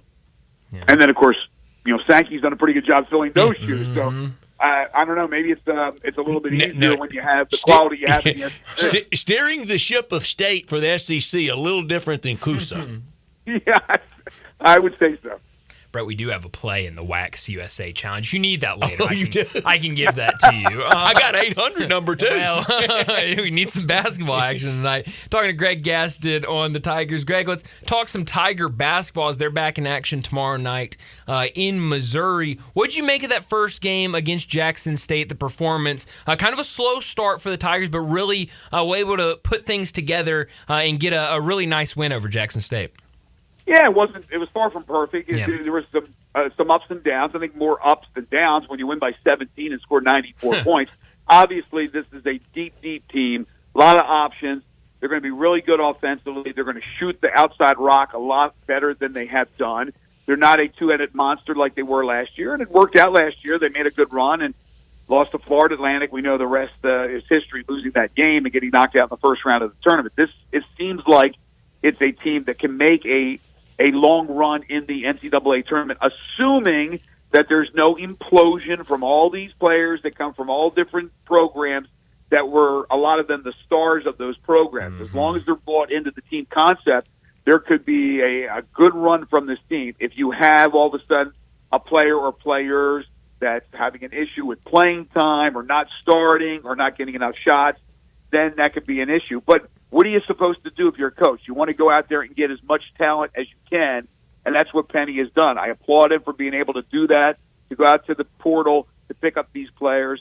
They have a game that can go inside with a Jordan Brown or a Malcolm Dandridge. They have guys from the outside that can hit shots, dribble, drive penetrators, all types of guys like Jaquan Walton, who almost killed somebody to start the game on Monday night. I really like this team. I think this team could be a lot of fun. Again, they all got to be bought in. And even with the disappointment of not being able to get DeAndre Williams for another year, this is still an extremely talented team. And plenty of people, I think it will be largely Quinterly, but plenty of people to slide over and handle the point, isn't it? Enough. Yeah. I won't say plenty, enough. Well, there's definitely not, because obviously JQ's your guy. We saw Mills when JQ was out, and then he missed that one exhibition game. We saw Mills slide over to the point. Now, I think he's still a natural, too, but can play the point. You have Jalen Young coming off the bench to spell JQ, and I thought he did a lot of good things with his speed. He's got quick hands. Not the big scorer, not the big shooter, but can get to the hole. So they do have options as far as that's concerned.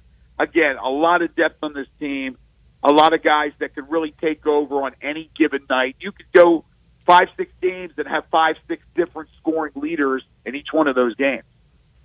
Greg, what do you think about Jonathan Pierre? I mean, kind of an unknown and interesting guy coming from the D2 ranks last year, but I've heard a lot of people, and you can go back and look at those stats from last year of kind of the assists that he had last year. I think led his team in assists last year, but he said, I think yesterday or the day before, while speaking to the media, that's been kind of a challenge going from D2 to D1, but he feels like he's starting to figure things out. What do you think about Jonathan Pierre when it comes to the other players on this team? He also said he grew another inch since his arrival in Memphis. So I'm like, gosh, listen, he went from 6'9" to 6'10". I think I stopped growing at age 13. I mean, that's not fair, buddy. But I've been 5'8", 45 years. Jonathan Pierre is a guy that's intriguing because I don't take much stock in what he did at D2. He led his team to an unbeaten season last year. I think they were like 38-0, something like that. But, you know, how much stock do you take from D2? But what I did see in game number one is a guy who looked like he fit. He looked the part. He's got length. He's got the ability to shoot. He plays some defense. I just don't think he'll be in the regular rotation as far as 6th, 7th, 8th, 9th guy. But I think he's kind of in that middle between. He's not one of those mop-up guys at the end of the bench, who are very talented, by the way, the Sharon Fonts, the J.J. Taylors, who are true freshmen. I think he's right there kind of with a little bit behind Ashton Hardaway, who will be called upon to shoot threes. I think then you got Pierre, and I think Pierre will probably play in a lot of games. Now, it all depends on, as the season goes, if Penny Hardaway pulls back on his rotation and then decides, I'm going to go 8-9 deep. Because if he doesn't, which I think at least early on, he'll go 10-11 deep, that should include Pierre. It'll include Jalen Young. It'll include his son Ashton, Jaden. We'll see if he goes back to the starters that people thought he would have for game one, as he didn't start Caleb Mills and Jordan Brown. But even if those guys continue to come off the bench, I'm looking at a deep rotation, a 10-11 man rotation. And I think Pierre is an intriguing player that could pay off. Maybe not this first year, but in the second year, because he'll have a couple of years of eligibility, I think he could be a helpful player. Tomorrow night on the road for you in Charlotte, game-watching party for Tigers basketball against Mizzou in your room, and I understand you're opening up the mini bar. It's all on you, huh? I like it. I wish we had a mini bar in that room. I'd get in big-time trouble. But no, yeah, we'll be watching that Mizzou game, and next week when we talk, all have more of a picture of this Tigers team. It's hard to gauge from one game against Jackson State. You just hope that, speaking of engaging, that all these guys are engaged. You go to Missouri. It's November. You go to Columbia. I've done a game in Columbia, the older It's remake. back. And those antlers, man, that fan base, the student body is unbelievable. So if Memphis looks good and gets a dub over Mizzou, obviously we're going to be talking so positively, and rightly so, next week. If they lose this game and don't look good in doing so, we'll start to worry a little bit. That's what happens early in the season, especially when you play an opponent that's of your equal. I'm not saying anything negative about Jackson State, but let's be honest, that's a game you should have won, and you won by 17. This is a game that's basically a toss-up. Greg, there was a time that if I had to describe Mizzou as either, I would have described it as a basketball school, basketball first. And most of the enmity in the KU Mizzou thing really is created from basketball. Football has some, but it was mostly a basketball thing. I wouldn't anymore, but it really matters to them, basketball. I remember, again, from the outside looking in at Missouri when I was back east, knowing that that team was really strong in basketball. I didn't even think of Norm. them as, I didn't even think about them as a football team. Yeah, Storm and Norman, and that basketball program was really, really good. And they want to have equality if they can. Obviously, the football team, we know the importance of football. They have certainly improved. And Eli Drinkwitz and his team has had a great year. And we questioned whether or not, maybe he isn't the guy. They're having a really strong year. For them to have a strong football and basketball season really is what everybody wants. That's your two money makers. And if you can have them both playing well in the same year, that's a feather in your cap. Yeah, it should be a fun weekend, a very busy weekend with both basketball and football in action. But Greg, as always, thanks for joining us. We'll do it again next week. Absolutely, guys. Take care of yourselves. Thanks, Greg. You got it. Greg Gaston from the Tiger sideline, and also every morning right here, as he always been with Eli Savoy, 7A to 10A, doing what they do and doing it so very well. Tomorrow afternoon at 5, we'll be talking Tiger basketball with Jason Munns from the Commercial Appeal. He's on the beat for the Commercial Appeal, covering all things Tigers basketball, and that will be presented, as it will all the way through the NCAA tournament, by Jim's Place Grill. Over 100 years of charcoal grill steaks. Jim's Place has been around longer than Tiger basketball. Over 100 years of celebrations, family time, lasting memories, good times. Tomorrow night, if you're looking for a great place to go watch the game, that bar area is ideal. You can eat in there, big group in there. Go there. The Terrace family, with their touch for our community, they love all the local teams. Recipes that date back to the beginning in downtown to now in Collierville at the railroad tracks at Poplar and Houston Levee. Online at jimsplacegrill.com. Don't forget the E in grill. Lunch hours Monday through Friday, 11 to 2 p.m. Dinner hours Monday through Saturday, 5 p.m. to 9:30. And people looking for that holiday place to have a get-together, office party, extended family, a neighborhood party, that's the place to do it. Every steak grilled perfectly over an open flame. Come to Jim's Place and taste and see and feel the difference. Since 1921, a Memphis landmark with values and dedication and hard work committed to their diners. The Terrace family, they've created that memorable dining experience. The lunch menu, like the staples like the souffle ma, shrimp cocktail, crab cakes, and those salad dressings, all homemade. Dinner, the calamari, seafood, soup, and the steaks, ribeyes, fillets, and strips. Fantastic bar area where you can enjoy all the games and all the good times at Jim's Place Grill in Collierville. Well, let's go ahead and get to a break. When we come back, we'll talk about the NFL. We'll also talk about the Thursday night football game tonight between the Panthers and the Bears. That's next on Sports Time. Add a little fun to your lunch break. Join Johnny Radio for Sports 56 Happy Hour from 11 to 1 every weekday on Sports 56 and 98.5 FM. Experience the taste of Italy at Little Italy's newest location in East Memphis at 6300 Poplar. Little Italy has great Italian food for all your friends and family, and it's all your favorite dishes from lasagna to rigatoni vodka, Alfredo, even lobster ravioli. Try East Memphis Little Italy's very generous calzone, hot from the oven and stuffed with your choice of meats and perfectly melted cheeses. To celebrate East Memphis Little Italy's new location in East Memphis, purchase any 18-inch pizza or any entree and get a complimentary dessert. Either a free mini cannoli or a free slice of New York cheesecake.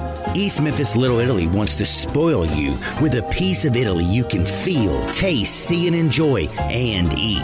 East Memphis Little Italy, 6300 Poplar, hidden in back at the corner of Poplar and Massey. East Memphis Little Italy brings Italy to you. Did you know nearly 40% of men under 40 and over 75% of men over the age of 40 experience sexual performance concerns? At the Memphis Men's Clinic, their experienced physician performs a comprehensive evaluation that determines which specific issues may interfere with your sexual performance. These issues can vary and range from anxiety to medical issues, low testosterone, or erectile dysfunction. The Memphis Men's Clinic has evaluated hundreds of men of all ages over the years and reestablished a normal sexual life. The Memphis Men's Clinic will work aggressively to resolve issues and allow you to restore your sexual health and overall well-being. That's the Memphis way. If you're 20 years old or 90 years old, come and get cared for the Memphis way. Treatment that's based on your specific needs after a professional clinical evaluation by their experienced board-certified physician. Call the Memphis Men's Clinic today at 901-443-0475 or visit memphismensclinic.com. We're going abroad for the first time in years. To Spain. So we started using Babbel. And started learning Spanish fast. With Babbel, you can start having conversations in another language in just 3 weeks. ¿Cómo te llamas? ¿Cómo te llamas? When you learn a language, you want to actually use it. Babbel is designed with that goal in mind. In just 3 weeks, we're starting to have conversations in Spanish. Gracias, Babbel. Babbel, language for life. Now try Babbel for free at Babbel.com. That's Babbel.com.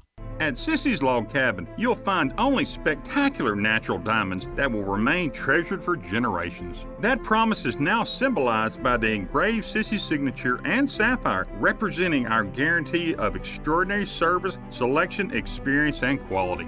Stop by any of our stores or visit sissyslogcabin.com and experience the Sissy's promise for yourself. Find a jeweler for a lifetime, only at Sissy's Log Cabin, because life's too short for ordinary jewelry. Hey sports fans, this is former professional referee Tim Donaghy. You've seen my feature film Inside Game and my docu-series Operation Flagrant Foul on Netflix. Tonight is confirmed. Atlanta-Orlando is huge, and I love this matchup. Free on the recorded message line. Call 1-800-847-7889 plus college hoop action. I love to go 3-0 free on the recorded message line. Call 1-800-847-7889. No hype, just winning information. Atlanta-Orlando is a monster. Call 1-800-847-7889. It starts right now free on the recorded message line. Call me, Tim Donaghy, 800-847-7889. I love to sweep the board where the season is free. It starts right now free on the recorded message line. Call 1-800-847-7889 or go to timdonaghysports.com. Sponsored by JFSR Group. Start your day the right way at La Palapa with the biggest, baddest breakfast burrito around. Chorizo, cheese, rice, beans, and eggs served with fresh salsa, and it's served all day. La Palapa has daily lunch specials, all served with rice and beans, 10 a.m. to 2 p.m. Try a torta, breaded chicken, steak, chorizo, or ham served with mayo, avocado, lettuce, tomato, and jalapenos, all in a hoagie. Plus amazing soups and dinner entrees, all at La Palapa, 5255 Summer Avenue. La Palapa, the little hut with big taste. Sports 56 traffic. Good afternoon. All the major outbound routes have really started to increase just in the last few minutes, like 240 east from Mill Branch all the way out to 385. Wet driving conditions going to send you out early this afternoon. It's already heavy 55 south across the bridge coming over from West Memphis. We've seen a couple of wrecks over in Arkansas this afternoon just west of West Memphis.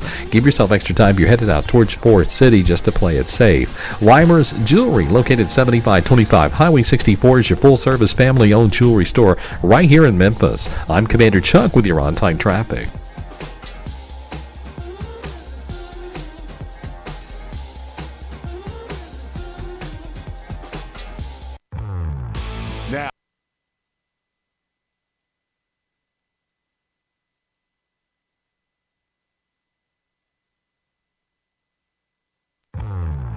Now back to Sports Time on Sports 56 and 98.5 FM. Here once again are Brett Norsworthy and Bryant Dacus.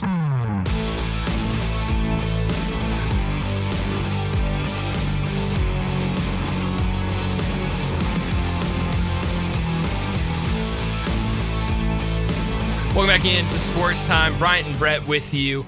And we got to talk some NFL football. Thursday night football tonight. Thursday style, that's right. We've got it here. We sure do. Bears and Panthers tonight. You can listen to that on right here on Sports 56. We'll have that after Reb Talk tonight. I'm sure a lot of excitement about Reb Talk tonight with this big game against Georgia. What they'll be talking about. Yeah, I don't know. I don't know. But let me tell you what we've got on the station throughout the weekend. Bears, Panthers tonight at 7 p.m. coverage will start. But it's the crazy time. It's the wild time with basketball, football, everything going on. Tomorrow night, we'll have full coverage. Ole Miss versus Eastern Washington. Pregame starting at 6:30 for that basketball game. Saturday, Ole Miss at Georgia. Pregame starting at 4 o'clock for that 6 p.m. tip. Sunday, we've got the entire day loaded with NFL.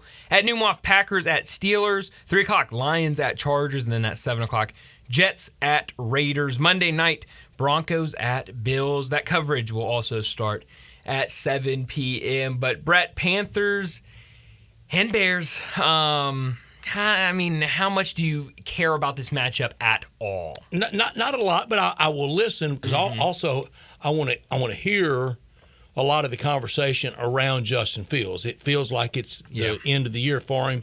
I don't think he has been served very well. But it's two-sided. Mm-hmm. No, it definitely is. The Bears they're on the hook for some of this, sure, but he is too. Sure.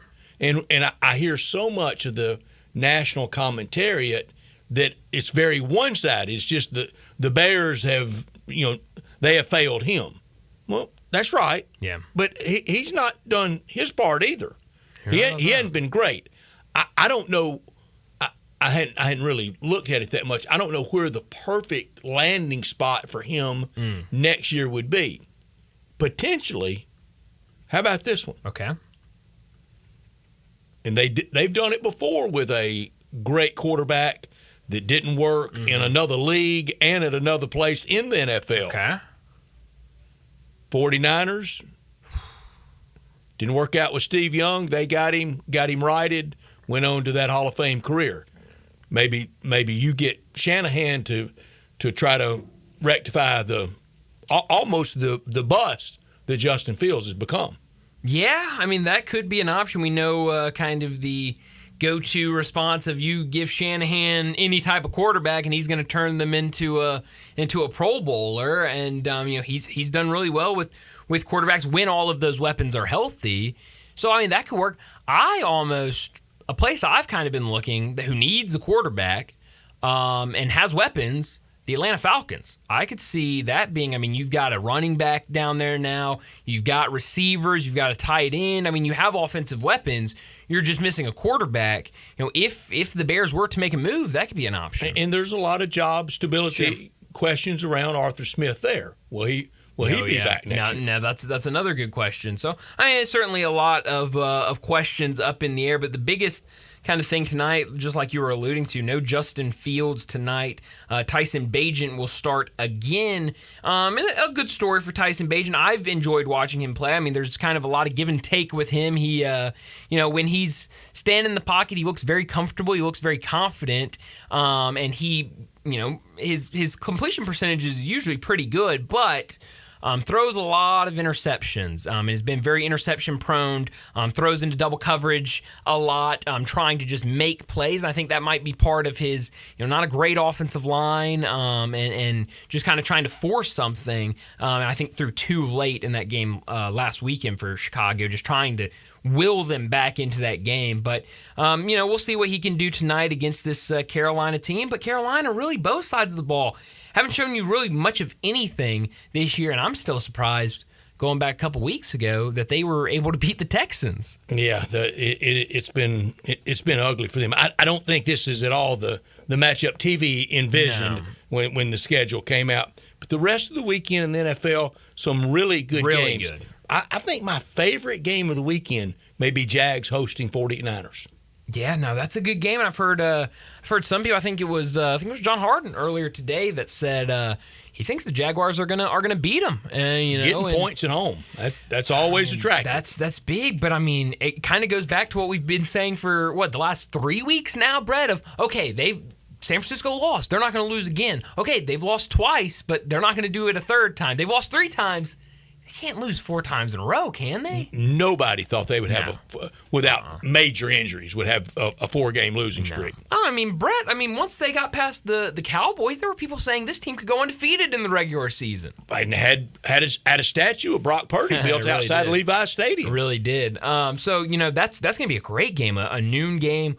On Fox should be a really fun one. Then Jags team 6-2, they're playing well. This is the same Jags team that we watched last year. Make that kind of playoff run and had some success. So maybe they could get something going. Another game that I'm really excited for tomorrow is this Texans and Bengals game. I think I brought it up yesterday when we were talking about some of these games over the weekend, and I'm interested to see what this Texans team can do against a really, really good Bengals team. And now I'm seeing that Jamar Chase for the Bengals has been limited at practice this week. He's still preparing to play, but if he's not able to go, or if he's 50-60% in that game on Sunday, that could really kind of open it up for the Texans to do something. I had 49ers Chargers preseason Super Bowl.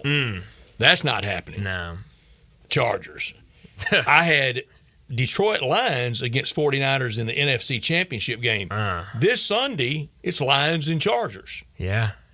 Wow. I still say one of the more fun potential Super Bowls, and a long way to go, would be Jacksonville and Detroit. They're not getting there, but that'd be fun. That would be fun. I had someone ask me today who I thought would be the Super Bowl today, and I said Eagles and Bengals.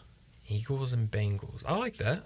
I could get down with that. There's now a conspiracy theory of the Super Bowl. Have you seen this conspiracy theory? I have not. I'm trying to pull it up. But there's a conspiracy theory that the colors of the Super Bowl logo tells you who's going to play in the Super Bowl. That, like, if you go back to the last couple of Super Bowls, that the color of the logo has been the teams that have played in it. You don't think they can adapt on the fly and do the color? So you're saying maybe they changed it after the fact, week of the game, like the week of the game, and are now doing Super Bowl 50, and that was one of, and they did not do the Roman numerals that year. Yes. And the color scheme around that was all Pittsburgh Steelers colors. Really? And they said it was intentional, not because they thought they were going to be in the game or they were trying to drive it in the game.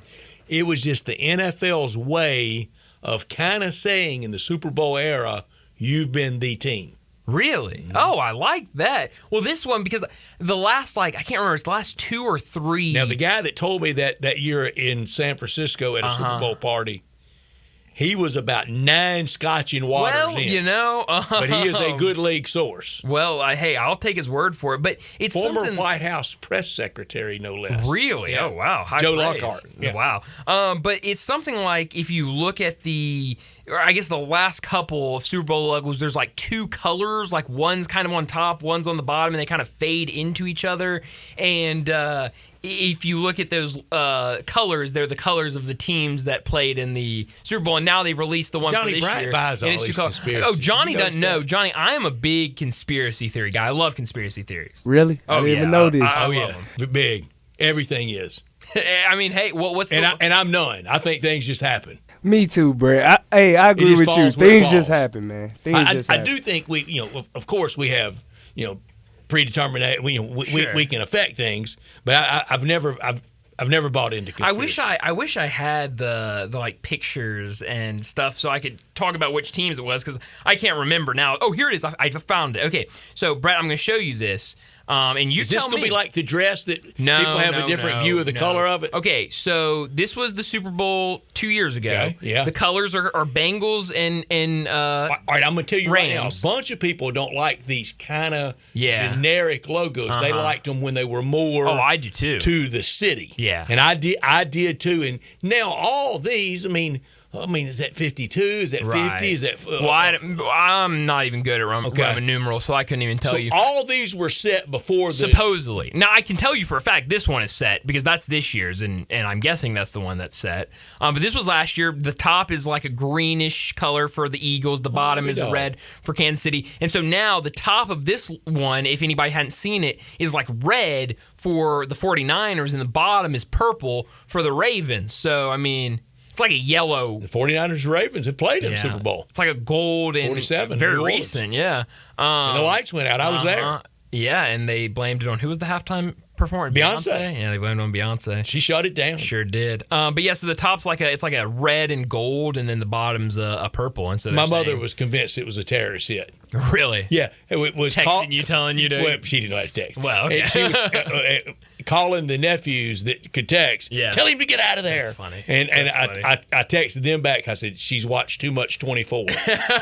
It's not an episode of 24. It happens. We're good. No, but it should be a really fun day in the NFL on Sunday, I should say. And I'm excited to get some picks for this weekend tomorrow with Bruce and Allen. We will get a bunch of picks. We'll get all our Friday picks, and we'll have Friday football forecast at 5:30 tomorrow afternoon for you. I know everybody's looking for that to-do list for the holidays. You're going to want to write this down. Go to All-Star Chevy in Olive Branch. That's simple. Down Highway 78, all new Highway 78. First exit into Mississippi's Kraft Goodman Road. You're there. A lot of new Silverados. They have red tags on them for a reason. Kevin and Jeff said they'll get you financing as low as 1.9 or $2,000 in cash. You could get one of these new Equinox with financing as low as 1.9 or $1,000 in cash. Your good credit, it deserves it. I'm in Olive Branch. All-Star has a Chevy for you. Tahoes, Trailblazers. A lot of families I know love the Traverse with all the cargo space, that third row seating, so you can do more together this holiday season. Go visit family, go on that holiday trip. And for military, teachers, college students, healthcare workers, you get a $500 bonus. If you want a certified pre-owned Chevy or any pre-owned, All-Star, they have the lot full of them. Silverados, Ram trucks, a Lexus, a Nissan Rogue, Honda, Suburban, Jeeps. And if it's not at All-Star, just ask Jeff and he'll find it for you. And Jeff and Kevin, they always tell me to thank everyone who brought their cars and trucks to All-Star to sell. You can get a check today, tomorrow, this weekend for great cash. Remember, it's not South Haven, not Mount Moriah, not Bartlett or Collierville. It's got to be Olive Branch. Find new roads to All-Star Chevy today, or go to All-Star Auto Group, and happy holidays from All-Star to everyone out there. Well, we need to get to a break. On the other side, we'll get to Big Number of the Day. Join the voice of the Tigers, Dave Woloshin, for Wolo and Friends. Weekday mornings from 10 to 11, here on Sports 56 and 98.5 FM.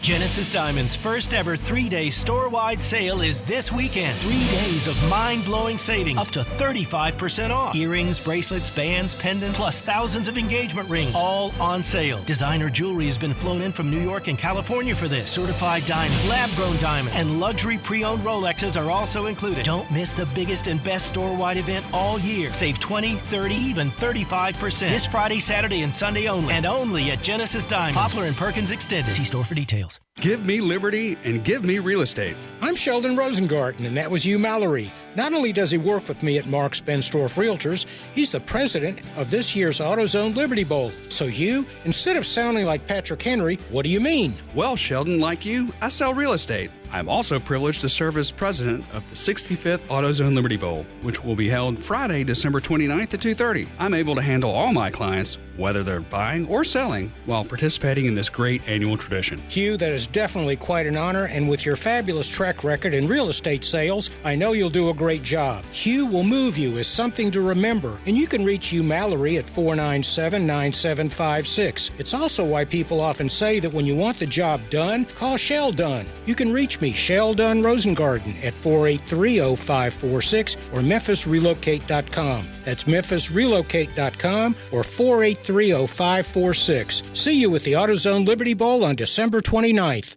A lot of schools talk about training the cybersecurity workforce of the future, but do they really deliver? My Computer Career has been supplying the IT workforce with thousands of skilled, certified pros for 15 years. Train with the experts in support, networking, or cybersecurity and start your career in months, not years. Upskill even faster. On campus or live online, qualified students may get financial aid, including the GI Bill. My Computer Career. Accredited, acclaimed, effective. Take the free career evaluation at mycomputercareer.edu. Wow, I feel good. Shopping at DriveMax. DriveMax. DriveMax. You get value. Need a car that screams I feel good? DriveMax has it all. From cars to SUVs, find a tightly inspected used car that'll have you dancing all the way home. Call 901-664-2424 or visit DriveMaxApproval.com. DriveMax. I got approved. Roofs, roofs, and more roofs. Chris Price here with Metro Builders. Is your roof leaking? Do you have mold stains on the ceiling of your home or business? Is your carrier denying your claim or offering a repair simply because they don't have enough documentation? You need a contractor that performs work for insurance claims for policyholders each and every day, and Metro Builders is here to assist. Call Metro Builders. At Metro Builders, we provide free estimates, consultation, and claim repairs. Metro Builders' process of arriving, inspecting, diagnosing problems, and estimating is second to none, commercial and residential. Our team of Hague-certified technicians are standing by to assist you with providing estimates and photos to your carrier to document your loss. All you owe is what your policy states. No large fees on top of the final scope. We use high-grade materials and are certified by companies like Atlas, CertainTeed, Owens Corning, and Mulehide with labor warranties up to 50 years on all of our jobs. Metro Builders provides roof repairs across the Mid-South. Call Metro Builders to schedule your inspection free. Call me. 901-375-1717. That's 901-375-1717. Now back to Sports Time on Sports 56 and 98.5 FM. Here once again are Brett Norsworthy and Bryant Dacus.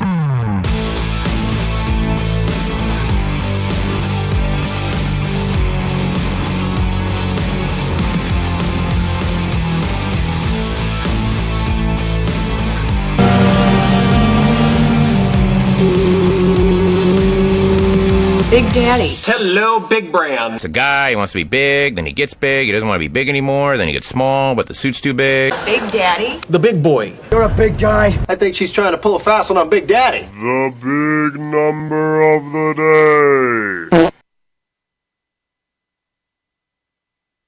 All right, here we go. My big number today is, let's see, 119 is going to be my big number. I've got a bunch today. of them. Oh, do you? All right. Well, I'm going to get mine out of the way because I only have one today, Brett. I came underprepared, I think. How many do you have? I have two. Oh, okay. They tie together, though. You made it sound like you had no, just two. 6 or 7. My big number, 119. Chet Holmgren, who, Brett, if you remember before the season, I was very high on Chet. I was saying maybe Rookie of the Year guy. And obviously now what Victor's done to start the season, unless something crazy happens, he's probably going to run away with Rookie of the Year. But I don't think Chet's far behind. 119 is the amount of points Chet Holmgren has scored to start the season while shooting 55.7% from the field. They're defying one ball in Oklahoma City. They really are. 55. Well, I guess you'd have to have two basketballs in play, so they're not defying it. But they're spreading it out. They are. And they've got plenty of players out there. I mean, that team is fun to watch. They're young, they're fun, and they're hungry. Oh man, he's incredible, Brett. He's so good. But what Chet has done has been really incredible as well. I said 119 points while shooting 55.7% from the field, 53.8% from three, and 90% from the line. He's the first. And still no chest. And still no chest. That's right. But he has put on a little bit of muscle over the offseason. He's the first player in NBA history to shoot 50, 50, 90 with 100-plus points through their first 7 career games. It's really incredible. I mean, that year off, there was a lot of question of what he would do kind of coming back from that injury. Would it kind of be slow trying to adapt to the game? But it really seemed like he got with those trainers in Oklahoma City last year and really focused on getting stronger, getting his body ready for the NBA game. And so far, through the first handful of games of the season, he's looked really, really good. I have two numbers, and they're both around the back-to-back national champions in college football going for a three-peat, and that's the Georgia Bulldogs, 705. That's the number of days since Georgia lost a football game of any kind. The second number is 1,491. That's the last time they lost at Sanford Stadium in the 2019 season to Will Muschamp in South Carolina. 2019 at home. Fall of 2019, I was a sophomore in college. You don't have to tell me all that. Wow. Guess where I was? Well, you're right here. I mean, nothing changes. You're right here. It's always right here.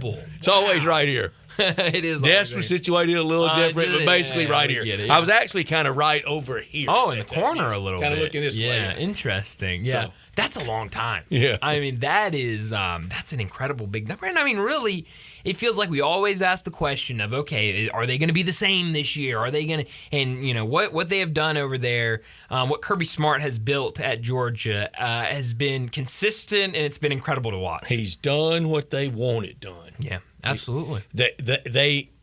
When they fired Mark Richt, there was some criticism because Mark Richt is just one of the kindest, really good man, good human beings ever. They wanted more. Yeah, and they got it. Yeah, and I mean, played out really, really well for them because a real opportunity to go back to back to back. Is playing really good football, and really, I really don't think enough people are talking about the fact that this team was able to lose Brock Bowers. They're a little under the radar. A little bit. I mean, number one in AP. Yeah, but Brett, I mean, we talked all year about how Brock Bowers was the only guy they had on this team. Obviously, Ladd McConkey was out at the time, but we were all saying that's the only. They're really struggling in some of these games. They're not covering spreads. They're not getting out there and really giving it to their opponent. And it's really been relying on Brock Bowers. And now Brock Bowers is out. The schedule was conducive. Yes, but I mean, wow. I mean, to be able to do what they've done and really not missed a beat since Brock Bowers' injury, have Ladd McConkey step up and really play well. It's been really, really fun to watch. This Georgia team is really good, but I do think Ole Miss has a good opportunity, and that should be a fun game. Got to play Saturday night. Got to play well, absolutely. But before we get to a break, let me tell you about our friends over at 117 Prime. As the weekend approaches, I know you're looking for a night out, so let me point you into the direction of 117 Prime. Located at 117 Union Avenue and opening 4 p.m. daily, 117 Prime offers perfect steaks cooked to your liking over hickory wood for the best flavor in town. And that meat, it's regionally sourced for the best taste, so you don't have to worry about it traveling cross-country like at some of these other steakhouses. Pair your steak with a wine from their award-winning wine menu, or switch it up with their wine of the month. Not a fan of beef? No problem. 117 Prime also offers outstanding seafood like oyster, shrimp, and lobster. Also, get down there right now. It's almost 5 o'clock. Perfect time for their happy hour from 4 to 6, Tuesday through Saturday, for the best happy hour that downtown Memphis has to offer. To make reservations, head over to 117prime.com or give them a call, 901-433-9851. That's 901-433-9851 for 117 Prime. Well, we need to get to a break and wrap up this hour. When we come back to start our 5 o'clock hour, we'll talk NBA with Keith Smith.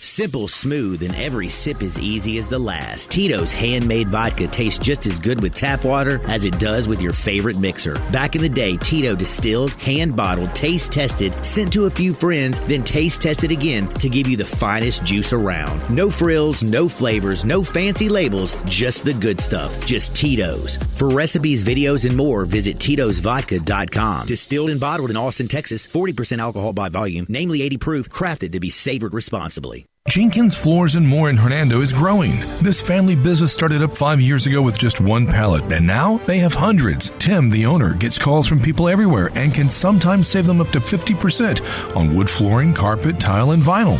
Jenkins Floors and More helps with renovations, home building, and installation. Jenkins Floors and More, number 6 East Commerce Street in Hernando. Also in Little Rock and coming soon to Tennessee.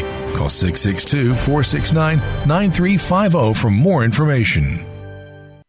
Make your next grill your last with the Big Green Egg at East Memphis Ace. Smoke, bake, roast, sear, and grill, all with a lifetime warranty. Ready to cook in only 15 minutes with cook temperatures below 200, above 700, and anywhere in between. Change your at-home cooking experience for life with our unmatched, authentic wood-fired grill flavor that has our customers raving. Get your Big Green Egg and all our accessories at East Memphis Ace on the corner of South White Station and Quince Road. I'm Gary York. I'm the service director at Lexus of Memphis. Our service department wants to be more than just a place where you get your oil changed. We do glass repair, windshield replacement, recalibration of your camera and sonar systems, even wheel repair, tire replacement, all the things you would expect from a luxury automotive dealer. Please check out our website. You can schedule your appointment, check out our specials, hours of operation, or if you'd like to do it in person, please reach out to one of our associates at 901-271-5199. Join Jared and Dez and your Memphis Grizzlies tomorrow at 7 p.m. when they host the Utah Jazz for Military Appreciation Night presented by Ashley. Get in on all the in-season tournament hype and secure your tickets today by calling 901-888-HOOP or visiting Grizzlies.com. I'm with John Burgos from the world-famous Rendezvous in the Alley since 1948. Brett, we have catered parties all over this country and all over the world, from Singapore, Australia to Central Park in New York, but many people don't realize how much we do locally. For holiday events, office parties, tailgating, birthday parties, you can't do better than the Rendezvous. For example, you can get a cheese and sausage tray for 15 to 300 people for $3.75 a person. You can even build your own nacho bar for $10.50 per person. All you need is a minimum of 15 people. In many cases, we can arrange delivery and full-service catering. We've even made it easy to get to-go items. You could just park at our front door in the alley, put on your flashes, and we'll get you going ASAP. For all your catering items and prices, go to hogsfly.com, click on menu, and drop down to catering. Thank you, John. The Rendezvous, Mr. Charlie Burgos' Rendezvous in the Alley since 1948 and celebrating its 75th year.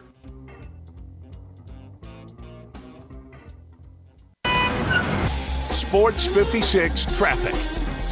Good afternoon. Traffic's running very slow over here as we stare at it live on 240 East from Mill Branch all the way out to Bill Morris Parkway. The rain not helping rush hour traffic, that's for sure. It's making things even trickier as traffic builds coming out of Midtown on 240 southbound from Lamar all the way down to Norris. It's been slow on and off today on 55 South coming across the bridge over from West Memphis. Hey, Weimer's Jewelry is getting ready for the holiday season, and so should you. Go by and see them at Weimer's Jewelry. They're located 7525 Highway 64. I'm Commander Chuck with your on-time traffic. We are Sports 56, WHBQ Memphis, and W253DF Memphis. Flynn Broadcasting Stations. Time to talk NBA with Keith Smith from Spot Rack and the Front Office Show, and on Twitter X at Keith Smith NBA. Here's Keith Smith talking basketball with Bryant and Brett. Keith Smith joining us now from Spot Track and the Front Office Show to talk the NBA. Keith, thanks so much for joining us again. And I want to talk a lot of NBA all across the country, but I got to start with the Grizzlies. Another loss last night to the Miami Heat. I've heard a lot of people here locally saying what they think is wrong with this team, but for you, from a national perspective, what's wrong with this Grizzlies team right now? They're just going through it. They don't have enough offense. They are really struggling to score points. Their defense is doing the best they can, and it's been relatively solid. But offensively, teams are loading up on Desmond Bane, and they don't have enough other guys who can create. Marcus Smart is really the only other off-the-dribble creator. And up front, Jaren Jackson Jr. is doing what he can, but it's been a tough go. You hope maybe getting guys like Luke Kennard in there a little bit more can help out. Maybe Santi Aldama, when he's fully up and running, that'll help put some more points on the board. But right now, the offense is the biggest issue they have. Keith, I'm getting ready to commit when I hear it driving. I listen, I consume and listen to a lot of sports talk radio because I like to hear the perspectives. I like to hear people that do it well, and I like to hear sometimes I know I'm doing it better than that one. But one of the least favorite things I have is when I hear body language, gut feels, and I'm getting ready to do it. Marcus Smart's body language looks like he's miserable. Yeah, and maybe it's because I have not watched all of every game, so I haven't necessarily picked that up, but he goes through periods like that. He's a guy who he wears his emotions on his sleeve. You're never going to wonder how he feels about things, and what I always tell people, I had a couple people from the Memphis area ask, like, hey, what about Marcus? And I always say, just ask. He's always going to be 100% open and honest with people. But, yeah, I wouldn't be surprised if he's going through it a little bit right now because he has had one bad season in his career, and that was his rookie year when the Celtics had bottomed out and were really starting over. Every year since then, he's been on good, competitive teams. So this is probably gnawing at him a little bit that they're not playing so well. And your recitation of Grizzlies' woes, it hit the center of the bullseye, and it's the classic kind of Murphy's Law when things are going wrong. On a night they play defense, they have no offense. On the night they have some offense, they play no defense. On the night they shut down maybe or limit the other team's star, somebody out of nowhere emerges. When you limit all kind of the satellite players, the star has a star game. Right now, just nothing going right. Yeah, that's how it seems to go when it's going bad. What is it? When it rains, it pours. And right now it feels like the Grizzlies, it's an avalanche of bad, and you don't want to turn and look too long because you know it's coming down the mountain for you. And all you can do is try to outrun it, get yourself to a place where you feel like, all right, we can get in there. We can start, making things happen. But the big thing is, you can't win more than one game a night.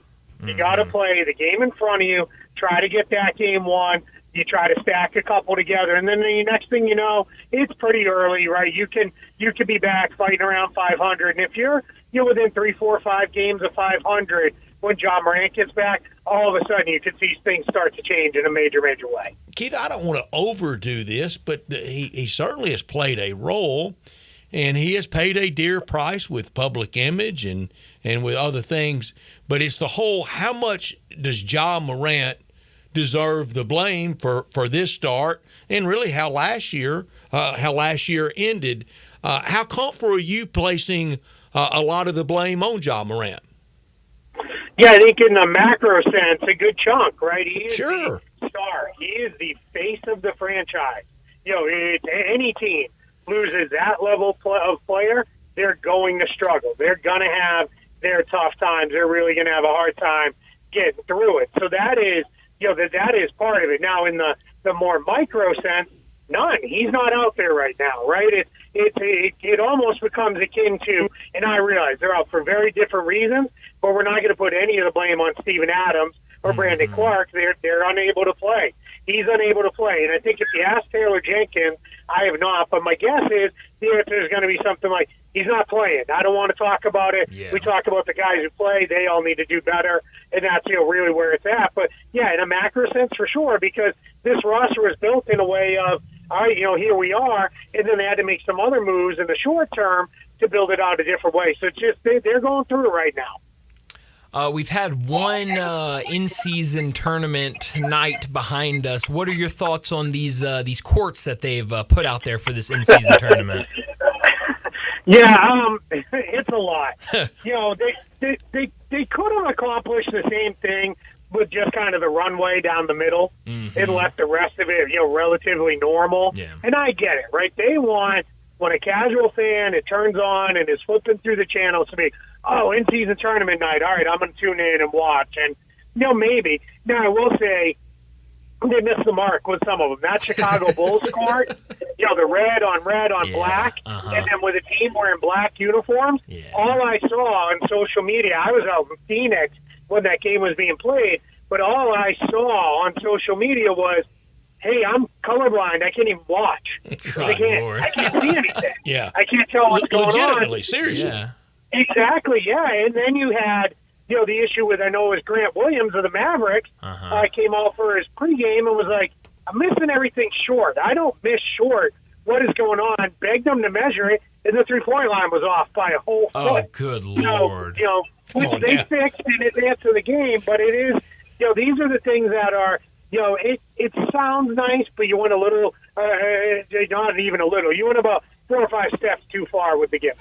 Yeah, and you mentioned last Thursday night, and you were in Phoenix, and you weren't just at any old game. I texted you. That's one that you can say in many, many years from now, you were there for the breakout Wemby game. All right, last night, I know at the Garden was disappointing, and Bryant and I went through some of the all-time Garden performances, both the other Garden locations and the current one since 1968, and he had a bad night. But you saw the first breakout game in Phoenix.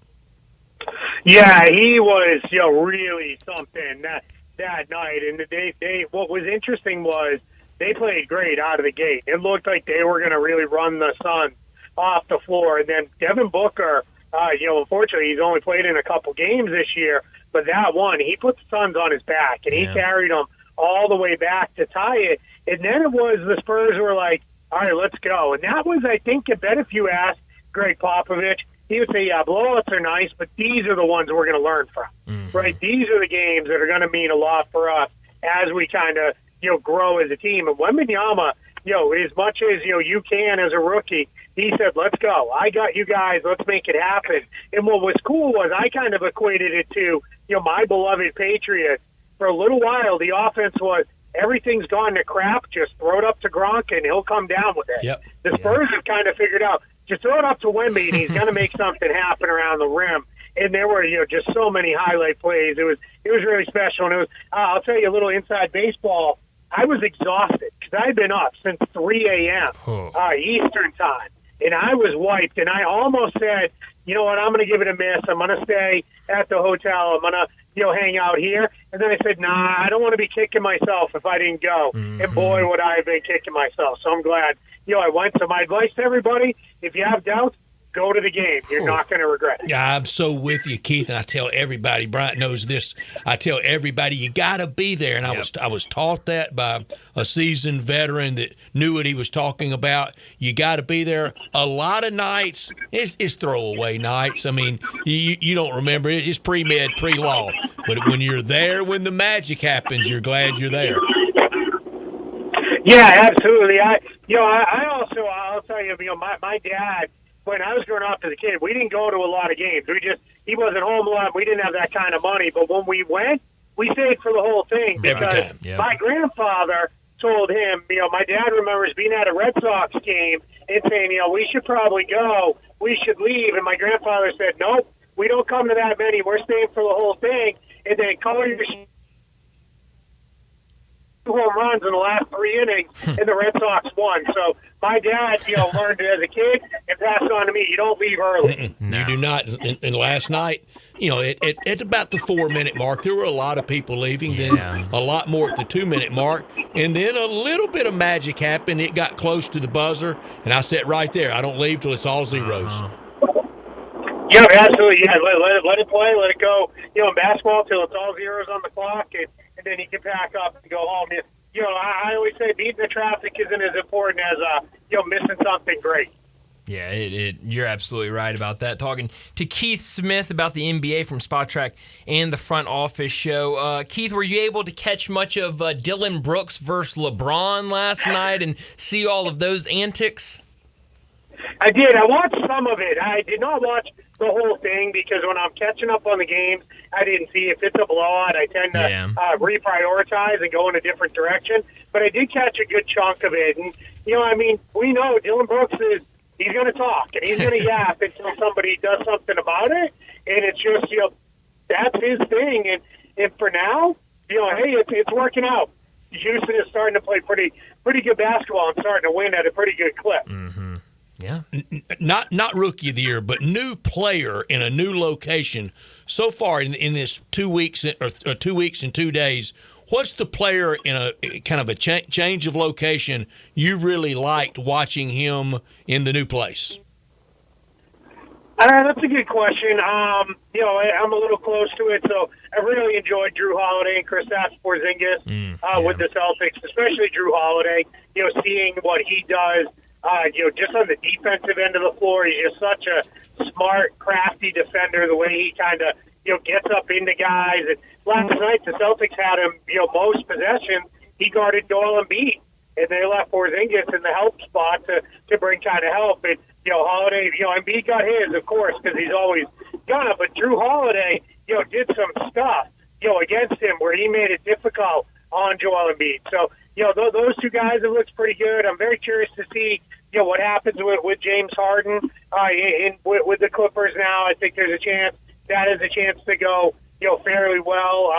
Damian Lillard's been fun with the Bucks. So right now it's, I'm trying to catch everybody as much as I can. But, ask me again in a month and I'll probably have a whole new set of names for you. Sure, and that's the fun of it because the league's really in a good position. I'm sorry, I missed that. What was that? The league's just in a really good spot, isn't it? Yeah, it really is. The league is filled with talent, as I can remember. You have guys either on two-way contracts in the G League, or even some guys are on standard contracts, but at the end of the bench, they can't get minutes. This is where we're headed towards expansion.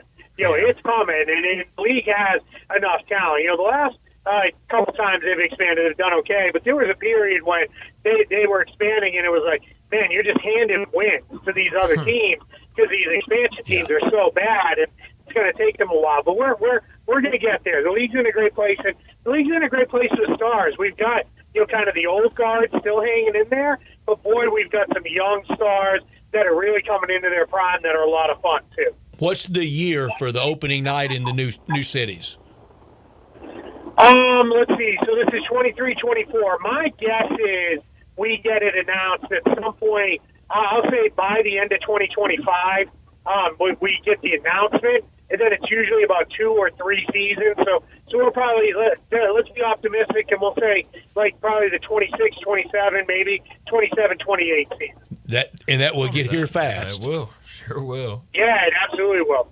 I was talking to somebody earlier today, and they were telling me that they were kind of surprised that the 76ers have been playing so well early without James Harden. Are you surprised with the start by the 76ers? I mean, they still have Joel Embiid, Tyrese Maxey. I mean, they've still got a lot of talented pieces on that team. I think Nick Nurse is surprised. Yeah, sure. What have you thought about the 76ers?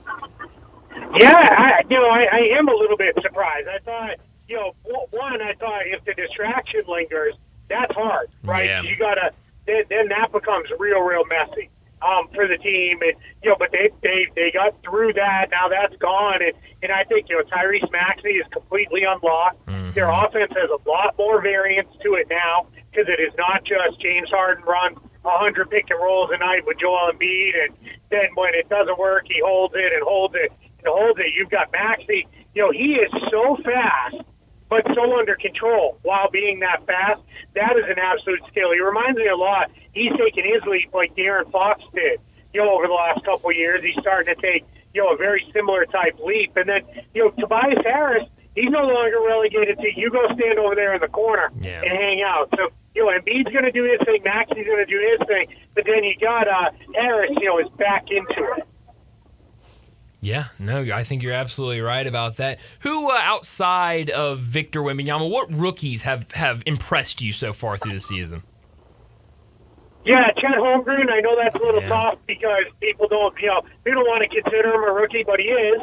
The league calls him a rookie, so I'm going to call him. Yeah, he one, is. Too. It's the first time he's played. Yeah, exactly. So he's been really good. Incredibly efficient and just does some stuff. And then I think Keontae George, he moved into the starting lineup last night for the Utah Jazz. He can really play. The shot's a little shaky. He's got to get that part figured out, but he has been really solid for them, and I think he's going to be a good player. So those are two guys that immediately kind of come to mind that they've been a lot of fun because like Scoot Henderson's been pretty good, but he's missed some time. Brandon Miller, he's been a little on and off like most rookies are, but these guys have looked pretty solid. We're visiting with Keith Smith from Spot Track in the front office show, a regular guest of ours every Thursday. He's visiting with us a little later than normally on Thursday. He's usually at 4 Central, but wanted to accommodate him. Did we win in soccer? We did, yeah. We're Heck yeah. What are we, 4-0? The team is rolling right along. So So we're happy. I got a happy little goalkeeper who's now being driven to her club soccer practice after her school soccer game. So we live on the soccer field down here. That's great. If they keep score, we want to win, Keith. Look out, undefeated Dolphins. Here we go. That's it. Yeah, if we, I always say, if they're going to keep scoring, you might as well play to win. You sure should. You mentioned expansion. Tonight, the Mexico City game. Do you think Mexico City could be one of the expansion cities? I don't know if they're going to be in this round. I think they could be down the line. The G League team, it got off to a weird start down there because of the pandemic. So that's been a little bit of a challenge for them. They're starting to figure it out. But this is going to be another full good year of a test case for how does it work. Can we really make it work with other teams traveling in and out of Mexico City? Can we make those games work? I think we're going to see them take care of Seattle, which absolutely needs to have a team. Yeah. Then I think Las Vegas. But if they go two more, I think you might see international. I think you might see Mexico City, and I think there's a chance we see Vancouver get back in the mix. And they try to, again, continue to kind of rebalance the conferences a little with maybe, Memphis, Minnesota, New Orleans, all candidates to eventually move into the Eastern Conference near a couple teams that might be a little bit closer to. And you'd have to think if someday it got to Mexico City for a road trip, either starting in Mexico City, finishing in San Antonio, New Orleans, Houston, Dallas. I mean, that will be in the grouping when you would go there, wouldn't it? Yeah, and you've got Phoenix isn't too far away either. Even the Southern California. That's team, right. I forget not that. Too far. So I know one of the big challenges is everybody talks about the altitude in Denver. The altitude in Mexico City is no joke. So that's another thing that they're trying to make sure. If we can get the players in there, this altitude is going to be pretty tough. I know. When the soccer teams go to the Azteca and play, they go in often weeks early just to adjust if they can because of how difficult the altitude is there in Mexico City. But it's on the NBA's list. Let's put it that way, and that's why they're playing these regular season games there. That's why they've got the G League team there, because they're trying to see, is this a viable option? Because not only is it Mexico, but they believe that opens the entire gateway to Central and South America for them. Y'all, both of y'all, anybody out there listening, go to YouTube, put it in, it'll pop up. Bob Beamon in the '68 Olympics in Mexico City in the long jump. I'm telling you, he's still in the air. It did not come down. He was flying. Wow. Interesting. Yeah, I'll have to check that out. Keith, I've seen reports earlier today that the NBA is discussing making the draft 2 days instead of just the one that it is right now, and it could change as early as this upcoming season. What is going into that decision? What is going into those conversations about wanting to move it to 2 days rather than just one? Yeah, primarily is if you can stretch it into a 2-day TV event in a period of time where there's not a whole lot going on, why not, right? I'll own 2 more days of it. Now, from the team side, there are definitely some teams that are like, hey, we wouldn't mind having a reset and being able to say, all right, where is everything? Because draft night is chaotic in the NBA. The first round, the second round's only 3 minutes. Those picks are flying around. And I think the NBA, if you could pour some truth serum into them, I think they're tired about the jokes about how Nikola Jokic got drafted during a Taco Bell commercial. Yeah. That's what it is. Yeah, that is a good point. Keith, last thing for you. If we still do, we have Keith? I think so. Yeah, I think Keith's still there. Yeah, cut out a little bit there. We got you, Keith. Last thing for you, the Boston Celtics. You've talked about them a little bit earlier, but what have you made of the start of the season for them? Only 2 losses for them this season. I think coming in their last 2 games were both of those losses. Yeah, last 2 games against the T-Wolves and the 76ers. What have you made of the start of the season for the Celtics? Yeah, I think they got out of the gates great. And that I think got people really fired up and maybe a little overconfident of where this team is. When you're working in 2 new starters and you traded away some long-term rotation guys, and you've got some bench guys stepping in, it it can go a little wonky. I always remember that great Miami Heat team with LeBron, Wade, and Bosh. Yeah. They were something like 10-10 through 20 games. So, there's going to be some bumps in the road, and they ran into a couple good teams, and they've got some stuff to figure out. Some of the old problems pop back up as far as late game execution and the like. But you can see when they're rolling, they've got just about everything you need. Yeah. And I think more good nights than bad are coming. Yeah, I think you're right. Well, it's been a fun start to the season in NBA, and I know it's just going to get more and more entertaining as the year goes on. But, Keith, as always, thanks so much for joining us, and we'll do it again next Thursday. I appreciate it. Thank you for having me. Thank you, Keith. Thank you, and have a great weekend. And congratulations on the soccer. That's right. Win. Always like a win. Yes, sir. Keith with us every Thursday afternoon, and Greg was so kind to accommodate today as well. But Keith will be back with us next week at 4 o'clock in his spot, 4 Central in his spot, as he is based out of Orlando, but now starting to get back out. And he saw the breakout game for Wemby last Thursday night in Phoenix. And it's why you always go and stay to the end. That's right. You know that's my mantra. It's your mantra. And I try to stick with it if I can.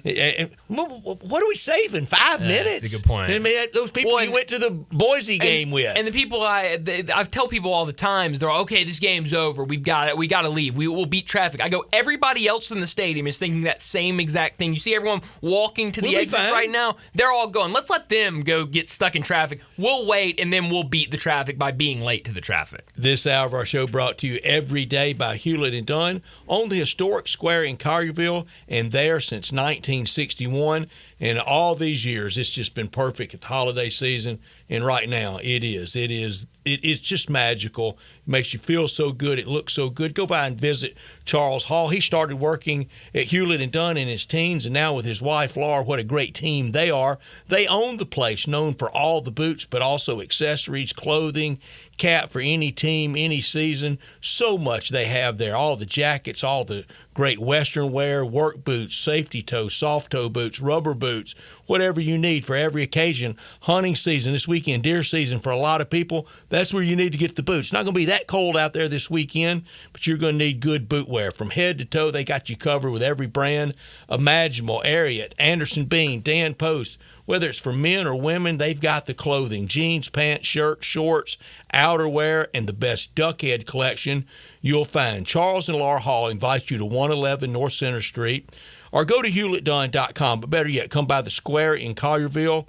for boot care products, sunglasses, hats, and every area team snapback cool hat you can think of for the Tigers, Mississippi State, Tennessee, Ole Miss, the Razorbacks. In travel season, it's here. And for the travel bag selection, it's top notch. HewlettDunn.com. But please stop by and visit and say hello at 111 North Center Street on the square in Collierville at Hewlett & Dunn. Well, let's go ahead and get to a break. When we come back, we'll talk about what's trending. Broadcasting from the Family Leisure Studio, we are Sports 56 and 98.5 FM.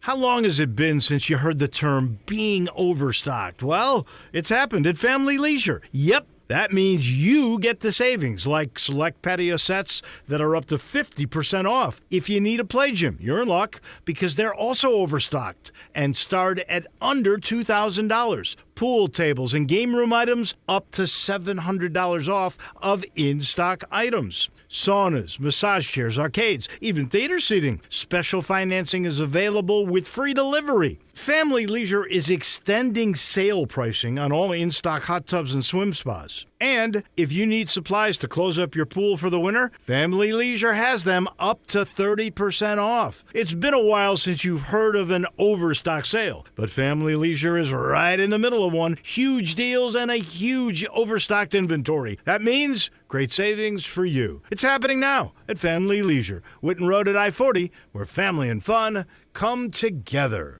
Genesis Diamond's first ever 3-day store-wide sale is this weekend. 3 days of mind-blowing savings, up to 35% off. Earrings, bracelets, bands, pendants, plus thousands of engagement rings, all on sale. Designer jewelry has been flown in from New York and California for this. Certified diamonds, lab-grown diamonds, and luxury pre-owned Rolexes are also included. Don't miss the biggest and best store-wide event all year. Save 20, 30, even 35%. This Friday, Saturday, and Sunday only. And only at Genesis Diamond. Poplar and Perkins Extended. See store for details. Hey sports fans, this is former professional referee Tim Donaghy. You've seen my feature film Inside Game and my docu-series Operation Flagrant Foul on Netflix. Tonight is confirmed. Atlanta-Orlando is huge, and I love this matchup. Free on the recorded message line. Call 1-800-847-7889 plus college hoop action. I love to go 3-0 free on the recorded message line. Call 1-800-847-7889. No hype, just winning information. Atlanta-Orlando is a monster. Call 1-800-847-7889. It starts right now, free on the recorded message line. Call me, Tim Donaghy, 800-847-7889. I love to sweep the board, or the season is free. It starts right now, free on the recorded message line. Call 1-800-847-7889 or go to timdonaghysports.com. Sponsored by JFSR Group. Looking for your next car? Give Car Corner a try. Car Corner, located at 2653 Mount Moriah. They specialize in cars under $15,000. Bad credit? No problem at Car Corner. CarCornerMemphis.com. That's CarCornerMemphis.com. They even have cash cars under $7,000. That's Car Corner at 2653 Mount Moriah. CarCornerMemphis.com. Look for the building with the teal green roof. Is your wife asking you to stop eating junk food? Well, we have you covered at Humdinger's. It's quick and it's healthy, and most important, it tastes amazing. With many choices from salmon salad to rainbow trout and grilled asparagus. Come visit us for lunch at Humdinger's, 6300 Poplar Avenue. So good, Coach Penny eats with us weekly. Don't forget, Humdinger's offers full-service catering for weddings, social events, or your corporate lunches. You can call 901-260-8292 to find out more. Sports 56 traffic. Good afternoon. Still some heavy traffic over here on 40 East from Sycamore View Road all the way out to 269 as that traffic builds out towards Fayette County. It's crowded now in the rain in certain areas on 240 East, let's say from Mill Branch all the way out to 385 Bill Morris Parkway. That actually still looks pretty good as you continue out towards Collierville on 385 outbound. Hey, get rid of that old junk car right now by calling Memphis for Junk Cars. That number, it's easy. It's 901 area code 258-8999. I'm Commander Chuck with your on-time traffic. Now, back to Sports Time on Sports 56 and 98.5 FM. This hour is brought to you by Hewlett & Dunn Boot and Jean Company in Collierville. Here once again are Brett Norsworthy and Bryant Dacus.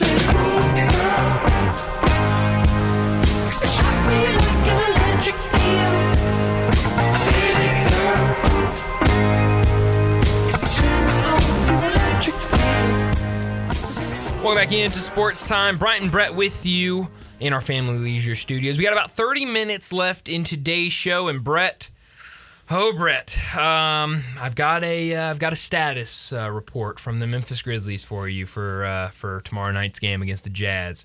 And we got more guys on the list. I guess I should say two more guys on the list.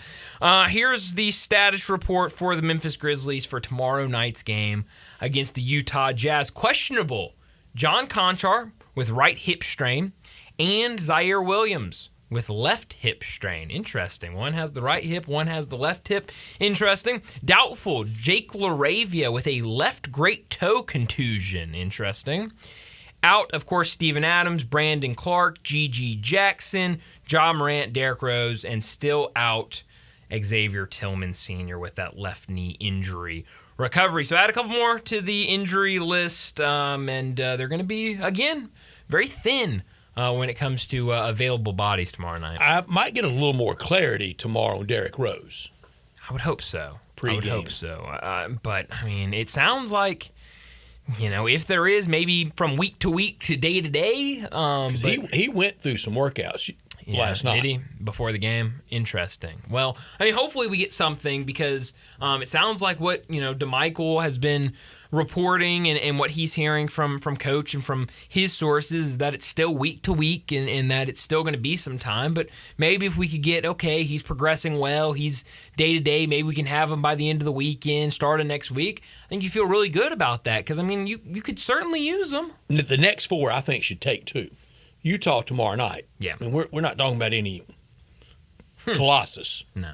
And that's an in-season tournament game. You want to win that game. Throw the record books out. At Clippers, at Lakers. Ooh. Should split that, shouldn't you? With the Lakers in this patch they're in, the Clippers for that matter. Yeah, I mean, I think I feel better about the Lakers after kind of seeing last night. But I mean, I think Anthony Davis, no shocker, hurt again. Yeah, but I mean, is he back for that game? I think he's listed right now day to day. So if he's back for that game, then I'm kind of worried about that one. He has an abductor injury. I don't know. Do I have abductors? I don't. It's a great question. Well, Brett, I was confused with John earlier today because John kept calling it a hip spasm. And I go, John, I think we used to call it a hip pointer. Yeah, a hip pointer, yeah. And he kept going, he's got a hip spasm. He had a hip spasm. And I go, John. I don't know where this is going. John, I could have sworn that I saw during the game against the Heat that he left with a groin spasm. And I said, because a lot of people were making. I was right. That's where it was going. Yes. And so I looked it up, and sure enough, it was reported at the time a groin. I think now, because of the jokes you can make, they have labeled it a hip spasm. And so who knows if he plays or not. I mean, I'm worried because if they have Anthony Davis, I don't. And we know John Harden's on the injured list, and we'll be in a boot tomorrow. We'll be there. Yes, we'll be on the injury list for a while. After deciding to play kickball was going to get him hurt. I knew it. Well, I told him. I'm still mad at him for coming in, complaining about it, and then going and play kickball that night. I mean, what are you doing, John? You knew it was going to happen. I knew it was going to happen, but I think. I mean, if you can 2 of the next 3 at San Antonio's not imposing, is it? No. Boston at home is. Boston at home's very imposing. At Houston, I don't think you can count any of them right now. No, you really can't. I wouldn't want to go full W's and L's right now. Well, and the problem with this, Brett, and Bismack Biyombo, I will say, has given you, I think, a much better shot against teams. I think he does bring a lot when it comes to rebounding, protecting the paint. But, I mean, we know the stars the Clippers have. If Anthony Davis plays for the Lakers, they'll have a star big man in there. And then you go to San Antonio, I mean, you don't really have anybody that can match up against Victor. No, you don't. And tomorrow night with the Tigers playing at the Mizzou Tigers, we both, when we did wins and losses yesterday, we both had tomorrow night as a loss. Yeah. We're not changing.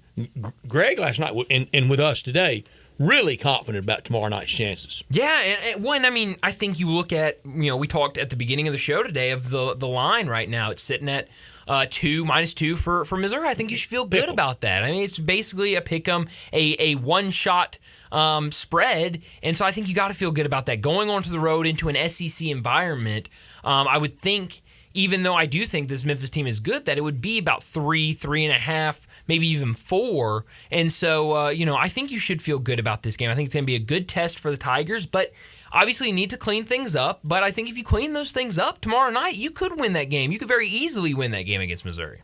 I'm trying to see when Michigan plays again. Well, they play St. John's Monday night.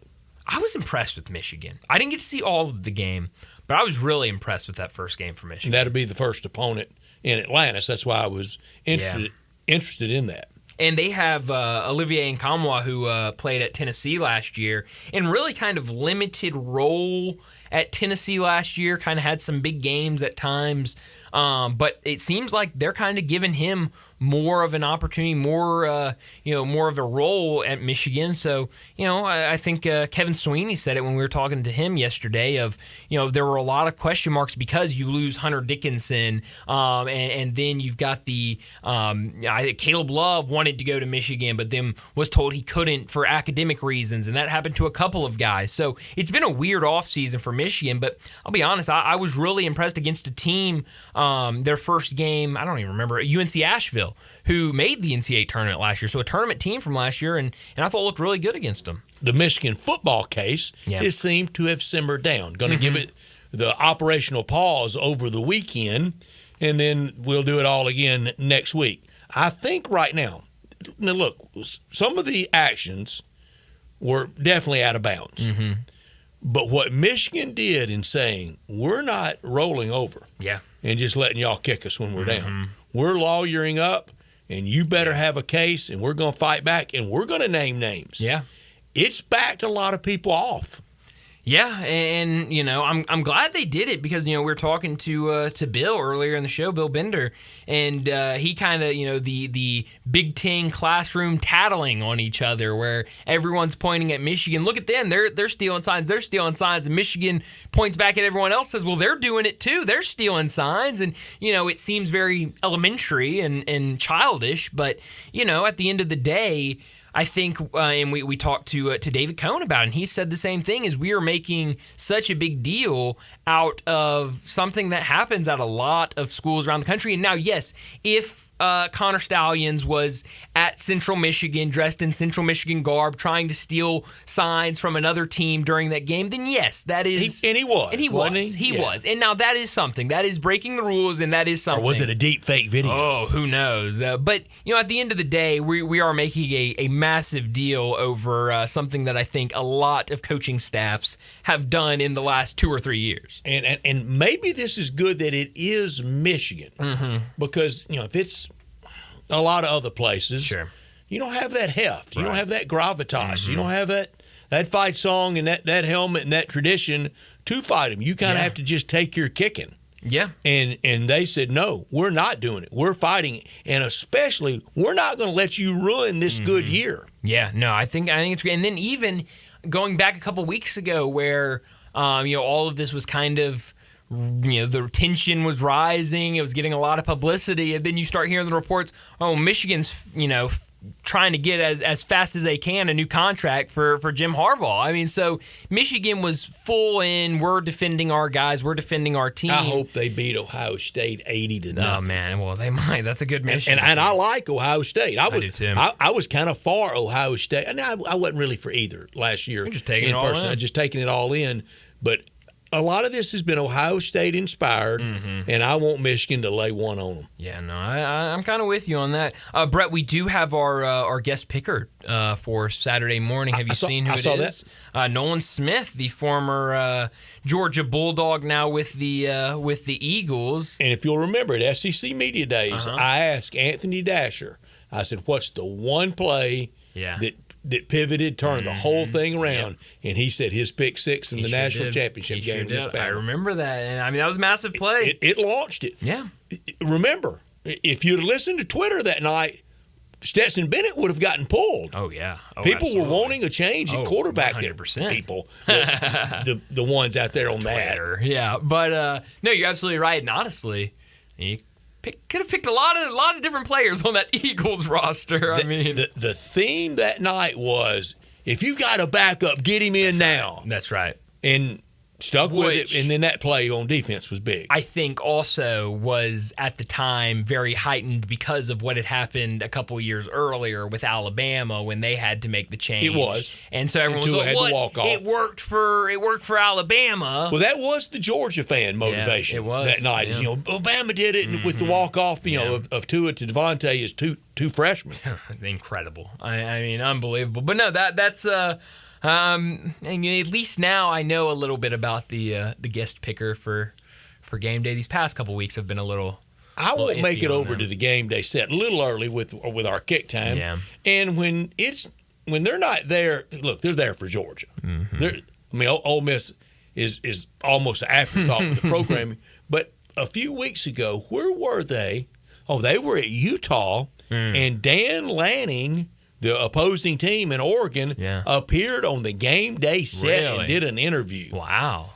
That's interesting. I can't imagine Lane doing that. Whew, no chance. I just can't. I can't imagine that reception and the proximity, because we're not across the street, right, where we're going to be. So it would be difficult. But Dan Lanning, he went into the belly of the beast, wow, and applauded them. Said, "Hey, great stuff. I love the passion, but I don't mind being here." Interesting. I thought that was a lot of stones. Move. Yeah, that is an interesting move. Today at lunch, I was out at the commissary at Houston, Levy, and Poplar, and I asked, I said, how are things going for the smoked turkey and the hams for the holidays? And it's going well. You need to get on the list now. 901-754-5540 for the smoked turkey, the cornbread dressing, the gravy, cranberry sauce, mashed potatoes, green beans, rolls, butters, plates, and utensils, and I told them that I've been saying the commissary would do everything except for cleanup. But if you ask really nice, they might even do that. I told them that today. 901-754-5540. Whole turkeys and hams, gravy, dressing, sweet potato casserole for any size order. 10, 15, 20, they got you covered, and it will make the holiday so very special. If you do it at Thanksgiving, you're going to do it again at Christmas. You can go to commissarybbq.com, or you can call 901-754-5540. And today, I did it again. I got the Brunswick stew, and it was so good. All the barbecue, all the appetizers, all the food, so good. And I tell people, for a truly great barbecue place, what a hamburger they have at the commissary. But that Memphis-style barbecue and ribs, that's what they're known for, and that's what they do so well at Houston, Levy, and Poplar, and at the original in Germantown, where it all began. If you're craving an easier way to order, text commissary right now to 33733. Dig into the ribs of the shoulder, chopped or pulled on a plate, on a sandwich, all the sides, and all the desserts. The best lemon icebox pie I've ever had anywhere. The strawberry cake, it's close to the best I've ever had anywhere. And the banana pudding. 901-754-5540. Online at commissarybbq.com. They're in Collierville, in Germantown, in the party areas. Orders to go, catering, tailgating, and for the holiday season. They do it right at the Collierville Commissary at Houston, Levy, and Poplar, or the original in Germantown. I'm just seeing this on Twitter, somewhat breaking news, I guess. Adam Rittenberg from ESPN tweeting out It's been all over that story. Hey, absolutely. Tweeting out about 10 or 15 minutes ago, LSU star quarterback Jaden Daniels listed as probable for Saturday's game against Florida per Coach Brian Kelly. He's been in concussion protocol. I mean, it'd be huge for LSU, but definitely, I mean, especially with concussion, what we've seen recently, especially with Tua last year, you definitely want to make sure he's good to go before. I hope he's okay. Yeah. I don't think it was dirty because it's a bad injury. Doesn't make it always dirty. No. I don't even think it should have been a penalty on the play. No. I don't. Yeah, I don't either. I certainly don't think it was dirty. That's kind of been the biggest discussion this season. But I hope he's all right, and it would be great to see him, if he is 100% cleared to play, for him to be out there in this game this weekend. But let's go ahead and get to a break. When we come back, we'll wrap up today's show with Taco Bell Crunch Time.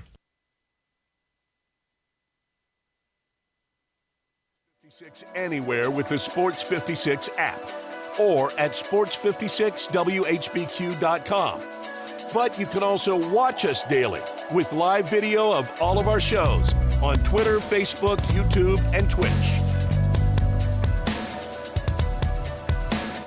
It doesn't matter if you're at the lake, if you're hunting, fishing, playing golf, or just playing around, Scooters Plus can hook you up with the mobility that you need. Scooters Plus has the largest vehicle and parts inventory in the Mid-South and the best service department. You can choose from ATVs, UTVs, golf carts, motorcycles, dirt bikes, trikes, scooters, and even electric bikes. Come in today to start or wrap up your holiday shopping with 25% down on Christmas layaways. Scooters Plus, 3425 Summer Avenue. Call Sam at 458-8843 or go online to scootersplus.us. Bartlett Small Engine has been serving quality power equipment since 1970. They have a full line of power equipment, parts, and services for most makes and models. Bartlett Small Engines has the best brands in the power tool industry, and they're all American made. Bartlett Small Engine is your can-do store. 6780 Summer Avenue. Call 901-386-9779. Bartlett Small Engine has free pickup and delivery both at your home and curbside for lawnmowers, blowers, edgers, and any small engine. Call 901-386-9779. Here at Memphis Barbecue Supply, we have everything you need for your Thanksgiving feast.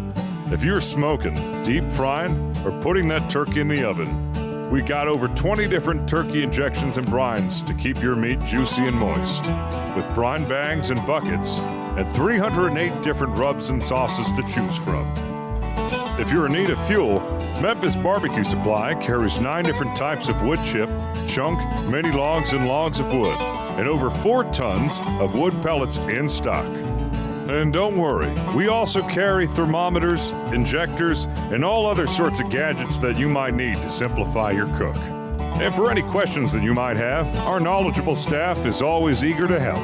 Memphis Barbecue Supply is located at 7041 Stage Road in Memphis, or you can order online at mbbqsupply.com. Follow us on all the social media platforms for recipes, new products, and barbecue news. Roofs, and more roofs. Chris Price here with Metro Builders. Is your roof leaking? Do you have mold stains on the ceiling of your home or business? Is your carrier denying your claim or offering a repair simply because they don't have enough documentation? You need a contractor that performs work for insurance claims for policyholders each and every day, and Metro Builders is here to assist. Call Metro Builders. At Metro Builders, we provide free estimates, consultation, and claim repairs. Metro Builders' process of arriving, inspecting, diagnosing problems, and estimating is second to none, commercial and residential. Our team of Hague-certified technicians are standing by to assist you with providing estimates and photos to your carrier to document your loss. All you owe is what your policy states. No large fees on top of the final scope. We use high-grade materials and are certified by companies like Atlas, CertainTeed, Owens Corning, and Mulehide with labor warranties up to 50 years on all of our jobs. Metro Builders provides roof repairs across the Mid-South. Call Metro Builders to schedule your inspection free. Call me. 901-375-1717. That's 901-375-1717. Now, back to Sports Time on Sports 56 and 98.5 FM. This hour is brought to you by Hewlett & Dunn, Boot and Jean Company in Collierville. Here once again are Brett Norsworthy and Bryant Dacus.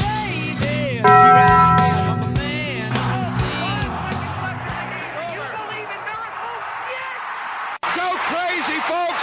Go crazy! This is for all the biggest crunch time. You are looking live. In your life have you seen anything like that? Goodbye!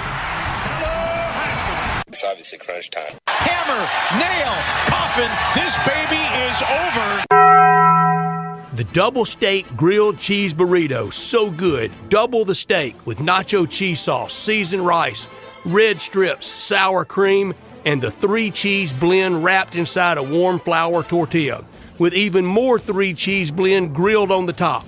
The double steak grilled cheese burrito, it hits the spot now at Taco Bell. And at Taco Bell, when they say they are feeding people's lives with unexpected good, they mean it. Bowl food you can't get anywhere else. Well, Brett, what I learned today, and I probably could have saved this for a big number tomorrow, but I was just blown away when I saw this. Tommy DeVito is set to start for the New York Giants on Sunday, and that will make the 10th rookie quarterback in the NFL, which is incredible to see. How's replacing Eli Manning going? Yeah, not great. But he's the 10th. Let me go through the rookie quarterbacks that have started this year. Clayton Tune for the Arizona Cardinals. Jaron Hall for the Minnesota Vikings. Anthony Richardson, C.J. Stroud, Bryce Young. Of course, we saw those coming, so that's 5. Will Levis, who started last week. Dorian Thompson-Robinson started earlier this season for the Browns. Aiden O'Connell started last week for the Raiders. Tyson Bagent for the Chicago Bears, who started the last couple of games and will start again tonight. So make it 10 on Sunday if and when Tommy DeVito starts for the Giants. I don't think anybody saw. How many more this year? 1 or 2? Probably 1 or 2. I'm trying to think of other rookie quarterbacks that are might be somebody that's just out there. It really could be. I mean, I wouldn't be surprised, but 10th. I mean, that's the most in a single campaign since 1950, excluding, of course, 1987 when the players were on strike. Replacement but players, that's just incredible. Yeah, there were some different quarterbacks out there that year. What I learned, Lakers blasted last night by the Rockets. DB didn't do much but talk. What's new? The Lakers dropped their 3rd straight and now 3-5. Lakers and Grizzlies met in the first round last year in the playoffs. That's not happening this year. And, of course, Anthony Davis, he's out. And now we see that Magic Reeves wasn't very good last night. Only 7.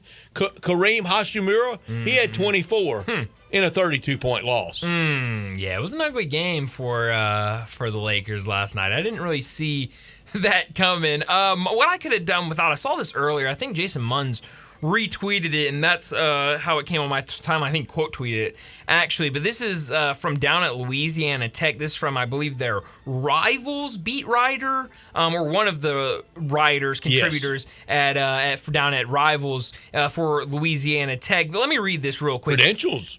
Yes, absolutely. This morning I arrived at practice early as usual. Just before the second period started, Coach Crumby called me over to where the entire offensive coaching staff was gathered. After asking me to introduce myself and tell the offense what I did, I explained that I covered recruiting, radio show, post-game show, etc. As I spoke, he interrupted me to demand that I, quote, look them in the eyes when I talk, end of quote. When I was finished, he proceeded to tell me I wasn't supportive enough to be given further access to the program, kicked me out, and told me I was no longer welcome to practice except during open media portions, which hasn't occurred since the start of fall camp. I've been doing this for a long time. I've been a Tech fan since I was born. Truthfully, it's very difficult for me to remove my biased, quote, fan hat in favor of my unbiased journalist hat, plus the following I've been quoted and laughed at as being a, quote, homerism on this page. I will find any reason possible to see silver lining with this program, but one thing I will not do is fail to give this board, our members, and our listeners an accurate assessment of how I think things stand in all athletic programs. That's just, completely, first off, uncalled for. It is. A guy that's not only writing for a blog that does these blogs and these websites, Rivals 247s, they give great access to a lot of schools that don't get a ton of great access from regular newspapers in some of these markets, and it just gives in detail. I love these sites, and he's also doing post-game radio stuff to take him and not only remove his credential, but have him stand in front of the offense and humiliate him. Look them in their eyes when you talk to him. This is a grown man you're talking to. It's ridiculous. If this is true at all, which it seems like it is, it's completely out of line. That guy will be at Louisiana Tech longer than Sonny Cumbie will be. 100%. Could have done without. He's done it again. Scott Boras, who really runs baseball, once again seriously proposing the idea of a neutral site World Series. Who would it draw? Almost nothing can top the dumbest thing we do as a country, and that's change the time. But this would rival it. If we went to a neutral site World Series, we had to during COVID. We were trying to survive, trying to keep business going. But no way that should happen, and no way that it would. But at one time, a ghost runner at second in extra innings seemed crazy. That is true. And it had to be at one time the DH seemed nuts. Well, but Brett, do we not have that sample size from that COVID year to say that nobody liked it at a neutral site? It was not fun at all? Yeah, I think we do. You'd think you'd be able to kind of look past that. Where are you beaming tonight? Beam me to 8-1 U of L at home against UVA. How did Virginia beat North Carolina? I asked that earlier. I asked it again. Louisville could be in the college football playoff mix, win out, beat FSU in the ACC championship game. They could be the 4th seed. Looks like college football playoff right now will be 4 conference champions. Yeah, it really does. Let's see. Where do I want to beam tonight? Beam me, Brett. You mentioned it earlier. Western Kentucky versus Wichita State college basketball. Pretty good one. Tonight, it should be a really good one, a good opportunity. What about WAC? CUSA Challenge. Well, there's a couple of those tonight. I'm thinking maybe this later game, 7 o'clock, Stephen F. Austin at MTSU. Maybe wrong team favorite here, Brett. I like the Stephen F. Austin team. Right now, MTSU, a 2.5-point favorite. Maybe wrong team favorite. I might have to beam to that after I watch a little bit of that Western Kentucky Wichita State game. Maybe at halftime I'll beam over and see what's going on over there. Louisiana tonight can get bowl eligible with a win over Southern Miss. Right now, 54 bowl eligible teams for 82 spots, 16 5-win teams. Yeah, no, it should be a really fun night. The NFL game, you can't forget about that. I know not many people are probably very excited about that game tonight between the Bears and the Panthers, but, it could be interesting. I really like Tyson Bagent and what he's done. I know a lot of interceptions, but for a young quarterback from the D2 ranks, he looks very confident, very composed in the pocket as a starting quarterback in the NFL. A lot of college basketball games tonight, not a ton of top 25 teams, only a couple going tonight. Michigan State, we'll see if they can bounce back after that loss to James Madison. They have Southern Indiana tonight at 6 o'clock. Some later games, St. Mary's, 23rd ranked St. Mary's at home. USC also at home, 21st ranked, but not a ton of intrigue in college basketball. But that changes tomorrow night. Tiger basketball in action. You've also got Duke, Arizona. We'll talk a lot more about both of those games tomorrow afternoon. But that's all the time we have. Enjoy your night. We'll talk to you again tomorrow afternoon at 3 o'clock.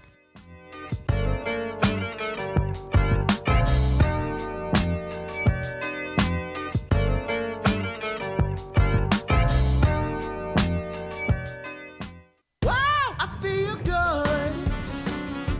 Shopping at DriveMax. DriveMax, you get value. Need a car that screams I feel good? DriveMax has it all. From cars to SUVs, find a tightly inspected used car that'll have you dancing all the way home. Call 901-664-2424 or visit DriveMaxApproval.com. DriveMax, I got approved.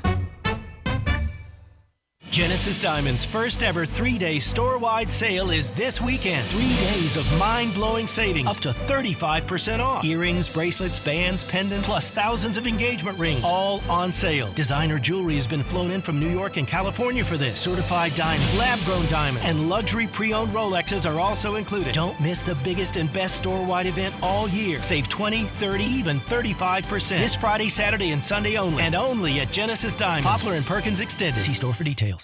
As you know, the holiday season is fast approaching, and as you also probably know, 117 Prime, Memphis's premier dining destination, now has its menu available for takeout. Now, far be it from us to ever suggest that somebody could, theoretically, order a full dinner from 117 Prime and then